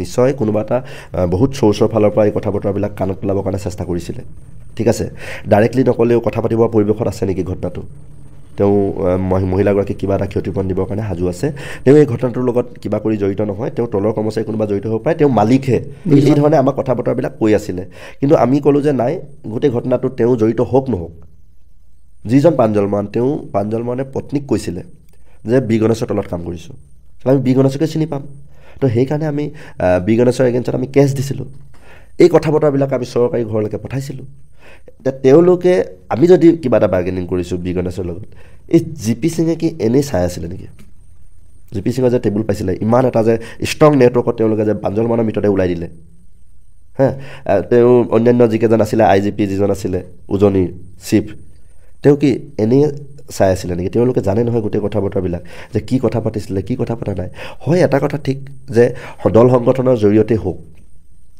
বিভিন্ন ব্যক্তি মোৰ লগত ব্যক্তিগত ভাল হৈ থকা মানুহৰ জৰিয়তে হওক কথা পাতিবৰ কাৰণে চেষ্টা এটা কৰিছিলে চাগে কৰিছিলে ডাইৰেক্টলি ক'বলৈ গ'লে মোৰ লগততো অন্ততঃ 2-3টা চ'ৰ্চৰ পৰা কথা পাতিবৰ কাৰণে আহিছিলে মানে প্ৰত্যক্ষভাৱে আপুনি গণেশৰ লগত আমাৰ কোনো কথা বতৰা হোৱা নাই পইচাৰ জৰিয়তেও পইচাৰ লেনদেনৰ কথা নাহেই পইচাৰ লেনদেনৰ লগত উমানন্দ মনোইমন দূৰলৈকে সম্পৰ্ক নাই মই আপোনাক কৈ দিলোঁ প্ৰাঞ্জলমানৰ চেপ্টাৰটোত বি গণেশে হওক গোবিন্দ চেত্ৰীয়ে হওক সুনীল গুৰুঙে হওক উইথ ভাস্কৰ শৰ্মাই হওক একদম খোলাকৈ কৈছোঁ মোৰ যিটো আহিব লগা ৰাজনৈতিক মানে যিটো অৰাজনৈতিক যিটো কেৰিয়াৰ মই কৰি আছোঁ কোনোবা এখিনিত শেষ হৈ যাব মই আপোনাক কৈ ৰাখিলোঁ যে মই একদম বিশ্বাস কৰোঁ যিটো কেছ লাগো মই আপোনাক এটা মোৰ কথা কৈ ৰাখোঁ যিটো কেছ একবাৰ মিডিয়াত লাগিলোঁ সেই কেছটোত আপুনি বাৰ বাৰ নিউজ কৰিবলৈ পাব সেই কেছটোত মোৰ বিক্ৰী নাথাকে এতিয়া লাহতি মোক যদি 1 বছৰ পিছতো সোধে মই লাহতিৰ কথা 1 বছৰ পিছতো ক'ম প্ৰাঞ্জলমানৰ কেছটো যদি আজিৰ পৰা 1 বছৰ পিছতো আকৌ সোধে থাকিব বাৰ্মা কেছটো কি হ'ল বাৰ্মা কেছটো 1 বছৰ পিছতো যদি সোধে এই যে বাৰ্মা আপুনি কৈছে কাৰণে কৈছোঁ চানমাৰী বাগানখন যে হিমন্ত বিশ্ব শৰ্মাৰ ঘৈণীয়েকৰ নামত যে পাৰ্টনাৰশ্বিপত কিনিলে হয় না ইয়াতে বাৰ্মা বাগানখন যে মাটি পট্টা চাট্টা যে নাছিলে হয় না তেওঁ যে চাৰ্কুল অফিচাৰৰ জৰিয়তে যে গোটেই পাট্টা চাট্টা বনাবৰ কাৰণে যে চেষ্টা কৰিছিলে এই কথা বতৰাবিলাক আমি পোহৰলৈ আনিছোঁ নহয় বাৰে বাৰে কৈছোঁ যে এই অঞ্চলত যিসকল বান বিধ্বস্ত পৰিয়াল আছে এই পৰিয়ালবিলাকক যদি মাটি দিবলৈ তেওঁলোকৰ যদি নাই বুলি কৈছে বাৰ্মাৰ ওচৰলৈ যা বাৰ্মা মাটিখিনি এভেকশ্যন কৰি দে তেওঁলোকেতো চৰকাৰী পক্ষতে এভেকশ্যনৰ কাৰণে নটিচো দিছিলে কোৰ্টত গুচি গ'ল বুলি কৈ আছে আমাক অফিচাৰে কৈছে যে কোৰ্টত গুচি গ'ল বুলি কৈছে আমিতো বাৰ্মাৰ লগত বেক ডোৰ দি কথা পাতিবলৈ যোৱা নাই কাইলৈ যদি আপুনি বাৰ্মাক লৈ ভালকৈ 1-to-1 এটা কৰে অকল বাৰ্মাক লৈয়ে কৰিবৰ কাৰণে সাজু আছোঁ 10-15 মিনিট তেওঁলোক ডাক নাম্বাৰ পাট্টা নাম্বাৰ দিবৰ কাৰণে সাজু আছোঁ আমি ইয়াতে গৈ পানী খানৰ বাগানখনৰ কথা চিঞৰি থাকোঁ যিটো আমাৰ এভেকশ্যন কৰোঁ বুলি ক'লেও কৰিব পাৰে ঠিক আছে তো তেনেকুৱা মাটিত সাধাৰণতে বাগান নাথাকে তেওঁলোকে কিন্তু খানক বাগান পাতিব দিছে হে তো আমি কৈ আছোঁ ৰামধনা গড়লাৰ কথা কওঁ আমি কিবা এই কি আছিলে লাহতি ভাতৃদ্বয়ৰ বাগানবিলাকৰ কথা বতৰাবিলাক কৈ থাকোঁ তো এইবিলাক আমাৰ মুখত একবাৰ যেতিয়া ফুটিলে একবাৰ যেতিয়া আমি মিডিয়াত ক'লোঁ দ্বিতীয়বাৰৰ কাৰণে আমাৰ এৰণ নাই হে আমি সঁচাকৈ কৈছোঁ যিটো কেছ লাগো একদম দায়িত্ব সহকাৰে ভাবি গুণি লাগোঁ আৰু একবাৰ যেতিয়া আমি এইটো কেছত লাগিবলৈ ষ্টাৰ্ট কৰোঁ বাৰ বাৰ লাগোঁ হা এতিয়া বালিক লৈ আমি কৈ থাকোঁ ডুমডুমাত সোনকালে কৰিছোঁ সোনকালে আন্দোলন আহি আছে আৰু যিদিনাখনি DFO অফিচ যাম আপোনালোকৰ কেমেৰা যাব সাক্ষী থাকিব কিমান বেয়াকৈ ক'ব লাগে কোনটো বালি মাফিয়াৰ পৰা কেইটকা খায় এই প্ৰশ্নবিলাকতো আমি কৰিব লাগিব নহয় 2 নম্বৰী বালি 2 নম্বৰী কাঠৰ কাৰণে আমি আন্দোলন কৰিবলৈ গৈ আছোঁ কিমান খায় খান বুলি কোৱাজনৰ বিষয়ে আমি কুৱেশ্যনাৰীবিলাক কৰিম কাকপথাৰৰ কিবা খান উপাধি বুলি আছে তো সেইবিলাক এবাৰ যে মুখৰ পৰা ওলাই গ'ল কয়লা মাফিয়াবিলাকৰ বুলি যে আমাৰ মুখত যে নামবিলাক ওলাই যায় শেহতীয়াকৈ যে আমি টাৰ্গেট কৰিছোঁ ৰুচি শৰ্মা ভাস্কৰ শৰ্মা একদম ভতিজাক কিবা তো এই ৰুচি শৰ্মা বিষ্ণু শৰ্মা বুলি কয় সিহঁতৰ নামবিলাক তো তেওঁলোকৰ কয়লা পাহাৰত 4খন 5খন 6খন বোলে ফকলেণ্ড চলে বুজি পাইছে তেওঁলোকৰ নামত বোলে ৰাস্তা আছে ৰুচি পথ বুলি কয় কিবা বিষ্ণু পথ বুলি কয় নাজানো আছেনে নাই বিভিন্নজনে আমাক এইবিলাক কথা বতৰাবিলাক দিয়ে আমিতো এইবিলাক আমি কি বি গণেশ গোবিন্দ চেত্ৰী সুনীল গুৰুঙৰ নামবিলাক আমি একদম আটাইতকৈ বেছি চাগে আমি কৈ আছোঁ সমান্তৰালভাৱে তেওঁলোকৰ নাম লৈ যিবিলাকে যে চলাই আছে ভাস্কৰ শৰ্মা ভতিজাক তেওঁলোকৰ নামবিলাকতো নোকোৱাকৈ থকা নাই ভাস্কৰ শৰ্মাৰ কথা কাইলৈ নক'ম নেকি সেই কয়লা যে গাড়ী পাৰ কৰাই দিয়া দৃশ্যবিলাক কোনোবাখিনি ভাস্কৰ শৰ্মাৰ যি শুৱে বহে যে বিশ্বাসী মানুহৰ পৰাই ভাইৰেল হৈছিলে আকৌ যে বিশ্বাসী মানুহে আমাক কৈছিলে আজিও কৈছোঁ যে তেওঁ যদি কল টেষ্ট কৰাই মেলি কয় চালে ওলাই পৰিব সেই দিনটোত কোনে কোনে মোক কল কৰিছিলে ভাস্কৰ শৰ্মাৰ গাড়ীত থকা মানুহে আমাক কল কৰিছে কৈছে যে ভাস্কৰ দাই মেছেজ কৰিছে হোৱাটছএপত ভাস্কৰ দাই গাড়ী পাকাবলৈ গৈছে আমাক কি কৰিব পাৰ কৰ আমি ভিডিঅ' কৰি ধুনীয়াকৈ সেইটো অসমৰ প্ৰেক্ষাপটত জনাই দিলোঁ যে ভাস্কৰ শৰ্মাই এনেকৈ একদম ট্ৰেফিক পুলিচৰ লেখীয়া কয়লা গাড়ী পাৰ কৰাবলৈ যায় তে সেইবিলাক কৰিলে ভাস্কৰ শৰ্মাৰ এগেইনষ্টত এগ্ৰেছিভ হোৱা বুলি কয় তো কথা বতৰাবিলাক সেই ধৰণৰ তো আমি সেইকাৰণে কৈছোঁ যে প্ৰাঞ্জল বৰুৱাৰ কেছটো দূৰলৈকে পইচা পাতি কথা বতৰাবিলাক হোৱা নাই আৰু আমি যিমান পাৰোঁ এই যে অভাগিনী মহিলাগৰাকীক ন্যায় দিবৰ কাৰণে চেষ্টা কৰিছোঁ আপোনালোকক কৈ ভাল পাম ল'ৰাটোকো ইনক্লুডিং পঢ়াবৰ কাৰণে মনোজ ধানোৱাৰ RD যিজন মালিক মোৰ দুখো লাগে এইবাৰ তেওঁ নিৰ্বাচনত সহায় কৰিব নোৱাৰিলোঁ তেওঁ গোটেই পঢ়া শুনাৰ দায়িত্বটো তেওঁ লৈছে হাই ছেকেণ্ডেৰীলৈকে মনোজ ধানোৱাৰে আৰু 6 বছৰ মাকৰ কোলাত থাকি পঢ়াওক তাৰ কাৰণে খৰচাটো মাহেকে বা বছৰেকে যিটো খৰচা হয় সেইটো তেওঁ কৰি দিম বুলি কৈছে তো এই কথা মনোজ ধানোৱাৰে তো এই কথা বতৰাবিলাক হৈছে প্ৰতিটো বিষয়ত ভালকৈ এটা ৱেল ছেটেল কৰিবৰ কাৰণে চেষ্টা কৰিছোঁ তাই মাকুমত মাটি এটুকুৰা কোনোবা এফালৰ পৰা কৰি দিছে ঘৰ কৰিব বা কিবা কৰিব নকৰে সেইটো তেওঁৰ কথা কেনেকৈ ৱেল ছেটেল কৰে তো চাকৰি য'ত যেনেকৈ এপ্লাই কৰিব কৈছে সেইধৰণে এপ্লাই কৰিছে গোটেই ডকুমেণ্টখিনি যি ধৰণে পৰীক্ষাত বহিবলৈ কৈছে সেইধৰণে পৰীক্ষাত বহিব য'ত যেনেকৈ ডকুমেণ্টখিনি দিব লাগে বোলে চুৰেণ ফুকনক কোনখন ডকুমেণ্ট দিব লাগে পূজিত হাজৰিকাক কোনখন ডকুমেণ্ট দিব লাগে সেনেকৈ দি ৰাখিছে টাইমত কথাখিনি মনত পেলাই থকা হয় আৰু ফোন কৰি থকা হয় কথা বতৰাবিলাক কৰা হয় কিবা অসুবিধাত পৰিলে পূজিত হাজৰিকাই সহায় কৰি দিম বুলি কৈছে তেওঁ এটা ৱেল কানেক্ট হৈ আছে সেইকাৰণে এতিয়া তেওঁ নিজে কৰিব পৰা এটা পজিশ্যনলৈকে পঠাই দিয়া হৈ গ'ল সেইকাৰণে তেওঁ সেই কথাখিনি এনেকুৱা হৈ আছে প্ৰাঞ্জল বৰুৱাৰ বিষয়টো সেইটো ভিডিঅ'টি আচলতে শেষ পৰ্যায়লৈ গৈছোঁ যথেষ্ট কথা পাতিলোঁ আমি উমানন্দ মন্দিৰৰ লগত আপোনাৰ বিভিন্ন কথা জানিলোঁ ৰাজনৈতিক জীৱন সাংগঠনিক অৰাজনৈতিকৰ পৰা আদি কৰি শিক্ষাৰ পৰা আদি কৰি সকলো মোটামুটি শেষ হৈছে বুলি ধৰি লৈছোঁ আৰু এদিন বহিম নিশ্চয় আমি আৰু যিবিলাক আপোনাৰ নজনা কথা আছে কথাবিলাক জানিবলৈ চেষ্টা কৰিম তথাপিতো আমি দেখোঁ যে ছ'চিয়েল মিডিয়াত আপুনি খুব মাজে মাজে এক্টিভ হৈ একপি ফটো দিয়ে এগৰাকী ছোৱালী সেই ছোৱালীগৰাকীয়ে কোন হয় আচলতে আপুনি বা কিবা সংসাৰৰ চিন্তা চৰ্চা কৰিছে নেকি ৰাইজে সেইবিলাক কথাও জানিব বিচাৰে যিহেতু উমানন্দ মন্দিৰ এটা নাম হৈ পৰিছে আজি তাৰিখত এজন যুৱকৰ নাম নহয় আচলতে এটা অনুষ্ঠান প্ৰতিষ্ঠানলৈ ৰূপান্তৰিত হৈছে এনেধৰণৰ কথাও বহু লোকে কয় গতিকে সেই ছোৱালীগৰাকী কোন আৰু ভৱিষ্যত পৰিকল্পনা কেনেকৈ ধৰণৰ কি আছে সংসাৰক লৈ তাইৰ নামটো হৈছে ৰাজশ্ৰী মহান ৰাজশ্ৰী আমি ইউনিভাৰ্চিটিত লগ পাইছোঁ 19ত আৰু 19ৰ শেষৰ পিনৰ পৰা আমাৰ এটা খুব এটা ৰিলেশ্যন আমি ভাল পোৱা বুলি ক'ব পাৰি যাক ইজনে সিজনৰ লগত থাকিম এই ধৰণে আমি আমাৰ গোটেই জাৰ্ণিটো ষ্টাৰ্ট কৰিছোঁ আমাৰ ষ্টাৰ্টিংটোৱে তেনেকুৱা আৰু আমি এইটো কথা ঠিক কৰি লৈছোঁ যে দুইজনৰ ভিতৰত আমি এজনে জব কৰিম এজনে আমি এই ছ'চিয়েল লাইফটোত থাকিম মোৰ আন্দোলনক লৈ তেওঁ কোনো অজুহাত নাই বা কোনো ধৰণৰ আপত্তি নাই তেওঁ যিটো অধ্যয়ন কৰি আছে PhD কৰি আছে তেওঁ তাইৰ পৰা PhD এতিয়া এই মাইনৰিটি ওমেনৰ ওপৰত এটা PhD কৰি আছে তাত মই যিখিনি পাৰোঁ সহায় কৰিছোঁ গৈ দিছোঁ ঠায়ে ঠায়ে আৰু তেনেকৈ আমাৰ জাৰ্ণিটো ষ্টাৰ্ট হৈছে আৰু এদিনতো সাংসাৰিক হ'বই লাগিব আৰু বিয়া বাৰু কথা বতৰাবিলাক আহিবগৈ আজি মোৰ 30টা বছৰ হ'বৰ কাৰণে আৰু 2 মাহ আছে তো তেতিয়াহ'লে বা 30 বছৰ হওঁ মানুহ আমি তেতিয়াহ'লে এটা টাইম আহিব তাই পঢ়ি শুনি শেষ কৰক জব চবৰ থিতাপিটো ভালকৈ লওক তাৰপিছত আৰু আমি মোৰো এটা আজি যিটো আপোনালোকে কৈ আছে অনুষ্ঠান প্ৰতিষ্ঠান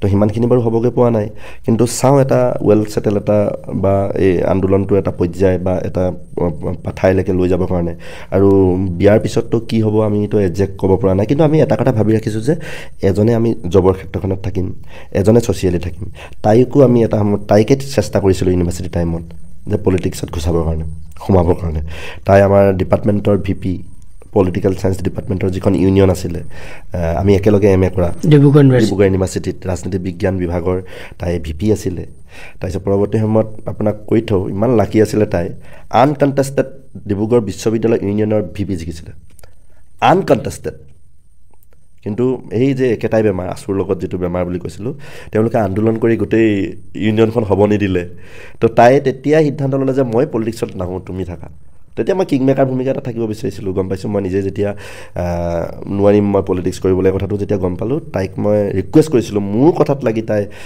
আমাৰ ফৈদৰ হৈ PNGB ফৈদৰ হৈ VP খেলিছিলে আৰু আনকণ্টেষ্টেড জিকিছিলে কিন্তু ইলেকশ্যন এই আন্দোলন হোৱাৰ কাৰণে ইলেকশ্যন কেঞ্চেল হোৱাৰ পিছত আকৌ নতুনকৈ টীম ওলালে তেতিয়া তাই নেখেলোঁ বুলি হাত দাঙি দিলে তাই ঘৰলৈ গুচি গ'ল অকণমান দুখো পালে যে ইমান ধুনীয়াকৈ মই জিকাৰ পিছত চালা তাইৰ বিৰাট খং এই আন্দোলন কৰা মানুহখিনিৰ ওপৰত বিৰাট খং মানে গোটেই জীৱনটো তাইৰ সেই খংটো থাকিব তাৰপিছত আৰু তাই পঢ়াত ভাল তাই ডিপাৰ্টমেণ্টত টপ কৰিছিলে তো PhDটো একেবাৰে PhDত ছিট পাইছে নেট সি ফাৰ্ষ্ট ছেমিষ্টাৰতে নেট লগাইছে ভাবক আপুনি ফাৰ্ষ্ট ছেমিষ্টাৰত নেট লগাইছে, ইমান সহজ নহয়, তাকো পলিটিকেল ছায়েন্সত।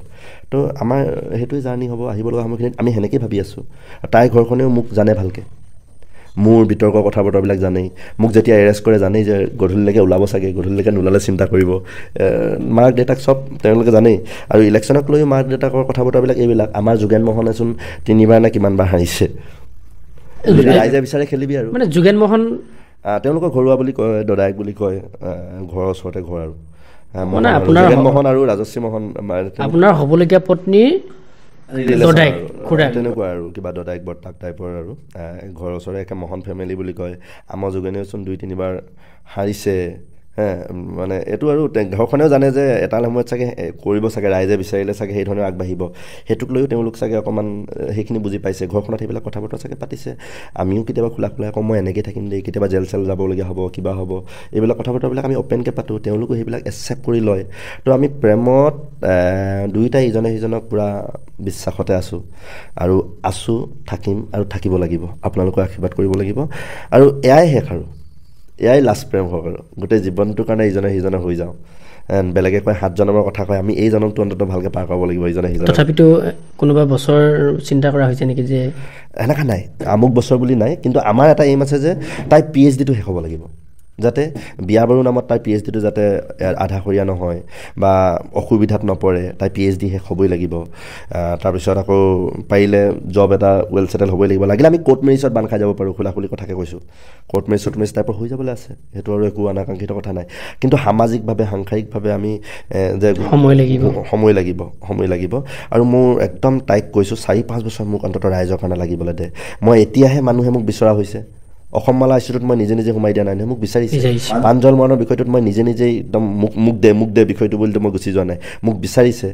ড্ৰাগছৰ বিষয়টোত আহচোন ভাইটি, বা বিভিন্ন গাঁৱৰ পৰা ফোনবিলাক যায়, আপোনালোকৰ এয়াৰে বৰালিৰ পৰা ফোন যায় কেতিয়াবা, বৰাচুকৰ পৰা ফোন যায় কেতিয়াবা, হাতীগাঁৱৰ পৰা ফোন যায় কেতিয়াবা। যিটো আপুনি প্ৰেম সংসাৰ কথা বতৰাবিলাক পাতিছে, সেইখিনি কৰিবই লাগিব। এইটো আমি সামাজিক প্ৰাণী হিচাপে আছোঁ যেতিয়া সময়ৰ হৰ মাৰিব লাগিব। কিন্তু অকণমান টাইম আছে। আৰু তাই মই পাব্লিক কৰিছোঁ, তাইৰ লগত আৰু ফেচবুকত এইবিলাক কথা বতৰাবিলাক আছেই। আমি হোৱাটছআপ ষ্টেটাছ বা প্ৰফাইলতে আমাৰ এই কথা বতৰাবিলাক থাকেই। সেইটো লুকুৱাই থ'বলগীয়া কথা নহয়।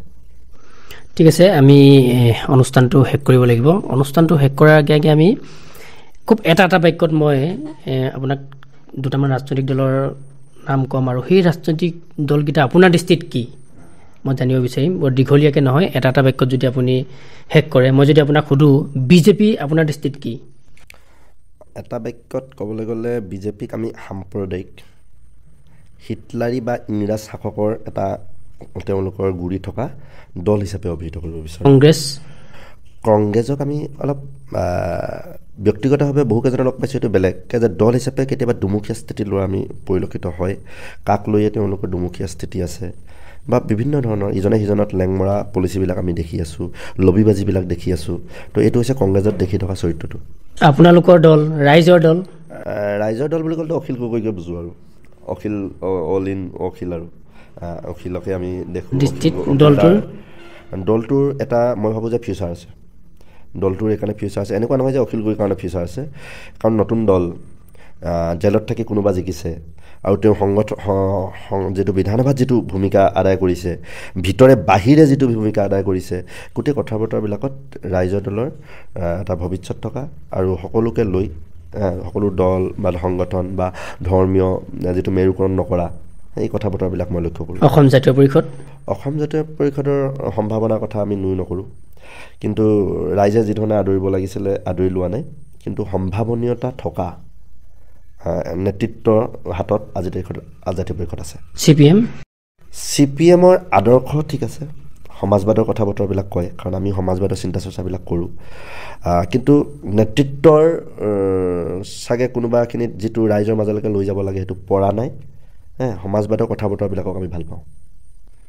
আমি ধন্যবাদ জনাইছোঁ উমানন্দ মুদৈমানক। তেখেতে আমাক বহুমূলীয়া সময়কণ দি তেখেতৰ বহুতো নজনা কথা আমাক বা ৰাইজক বুজিবলৈ আমাক সময় দিলে, তাৰ কাৰণে আমি তেখেতক ধন্যবাদ জনাইছোঁ। আমি কৈছোঁৱেই যে আমি এনেদৰেই বিভিন্ন ক্ষেত্ৰত জড়িত ব্যক্তিসকলক আমি আপোনালোকৰ মাজলৈ লৈ আনিম। তেওঁলোকৰ বহুতো নজনা কথা আমি আপোনালোকক জনাবলৈ চেষ্টা কৰিম। আজি আমি ছাত্ৰনেতা উমানন্দ মুদৈমানৰ লগত কথা পাতিলোঁ। তেখেতৰ এটা অংশ বা কিছু কথা আমি আপোনালোকক জনালোঁ। ভৱিষ্যতেও আমি এইগৰাকী ছাত্ৰ নেতাক পুনৰ আপোনালোকৰ মাজলৈ লৈ আহিম তেখেতৰ আৰু বহু নজনা কথা বা সংগ্ৰামৰ এই পথাৰখনত তিতা মিঠা কেহা বহু অভিজ্ঞতা লৈ আমি এনেধৰণৰ পুনৰ এটা ভিডিঅ' তেওঁৰ লগত ল'ম আৰু আজি আমাৰ মাজত তেখেত উপস্থিত হোৱাৰ কাৰণে আমি তেখেতলৈ ধন্যবাদ জ্ঞাপন কৰি পুনৰ সকলোকে ধন্যবাদ জ্ঞাপন কৰি আজি আমাৰ এই ভিডিঅ'টি সামৰি মাৰিছোঁ পিছৰ এটি ভিডিঅ'ত আমি এনেধৰণৰ বিভিন্ন ক্ষেত্ৰত জড়িত ব্যক্তিসকলক লগত লৈ আগবাঢ়ি যাম আমি সকলো ৰাইজৰ দিহা পৰামৰ্শ তথা সহযোগিতা আমি একান্তই কামনা কৰিছোঁ ধন্যবাদ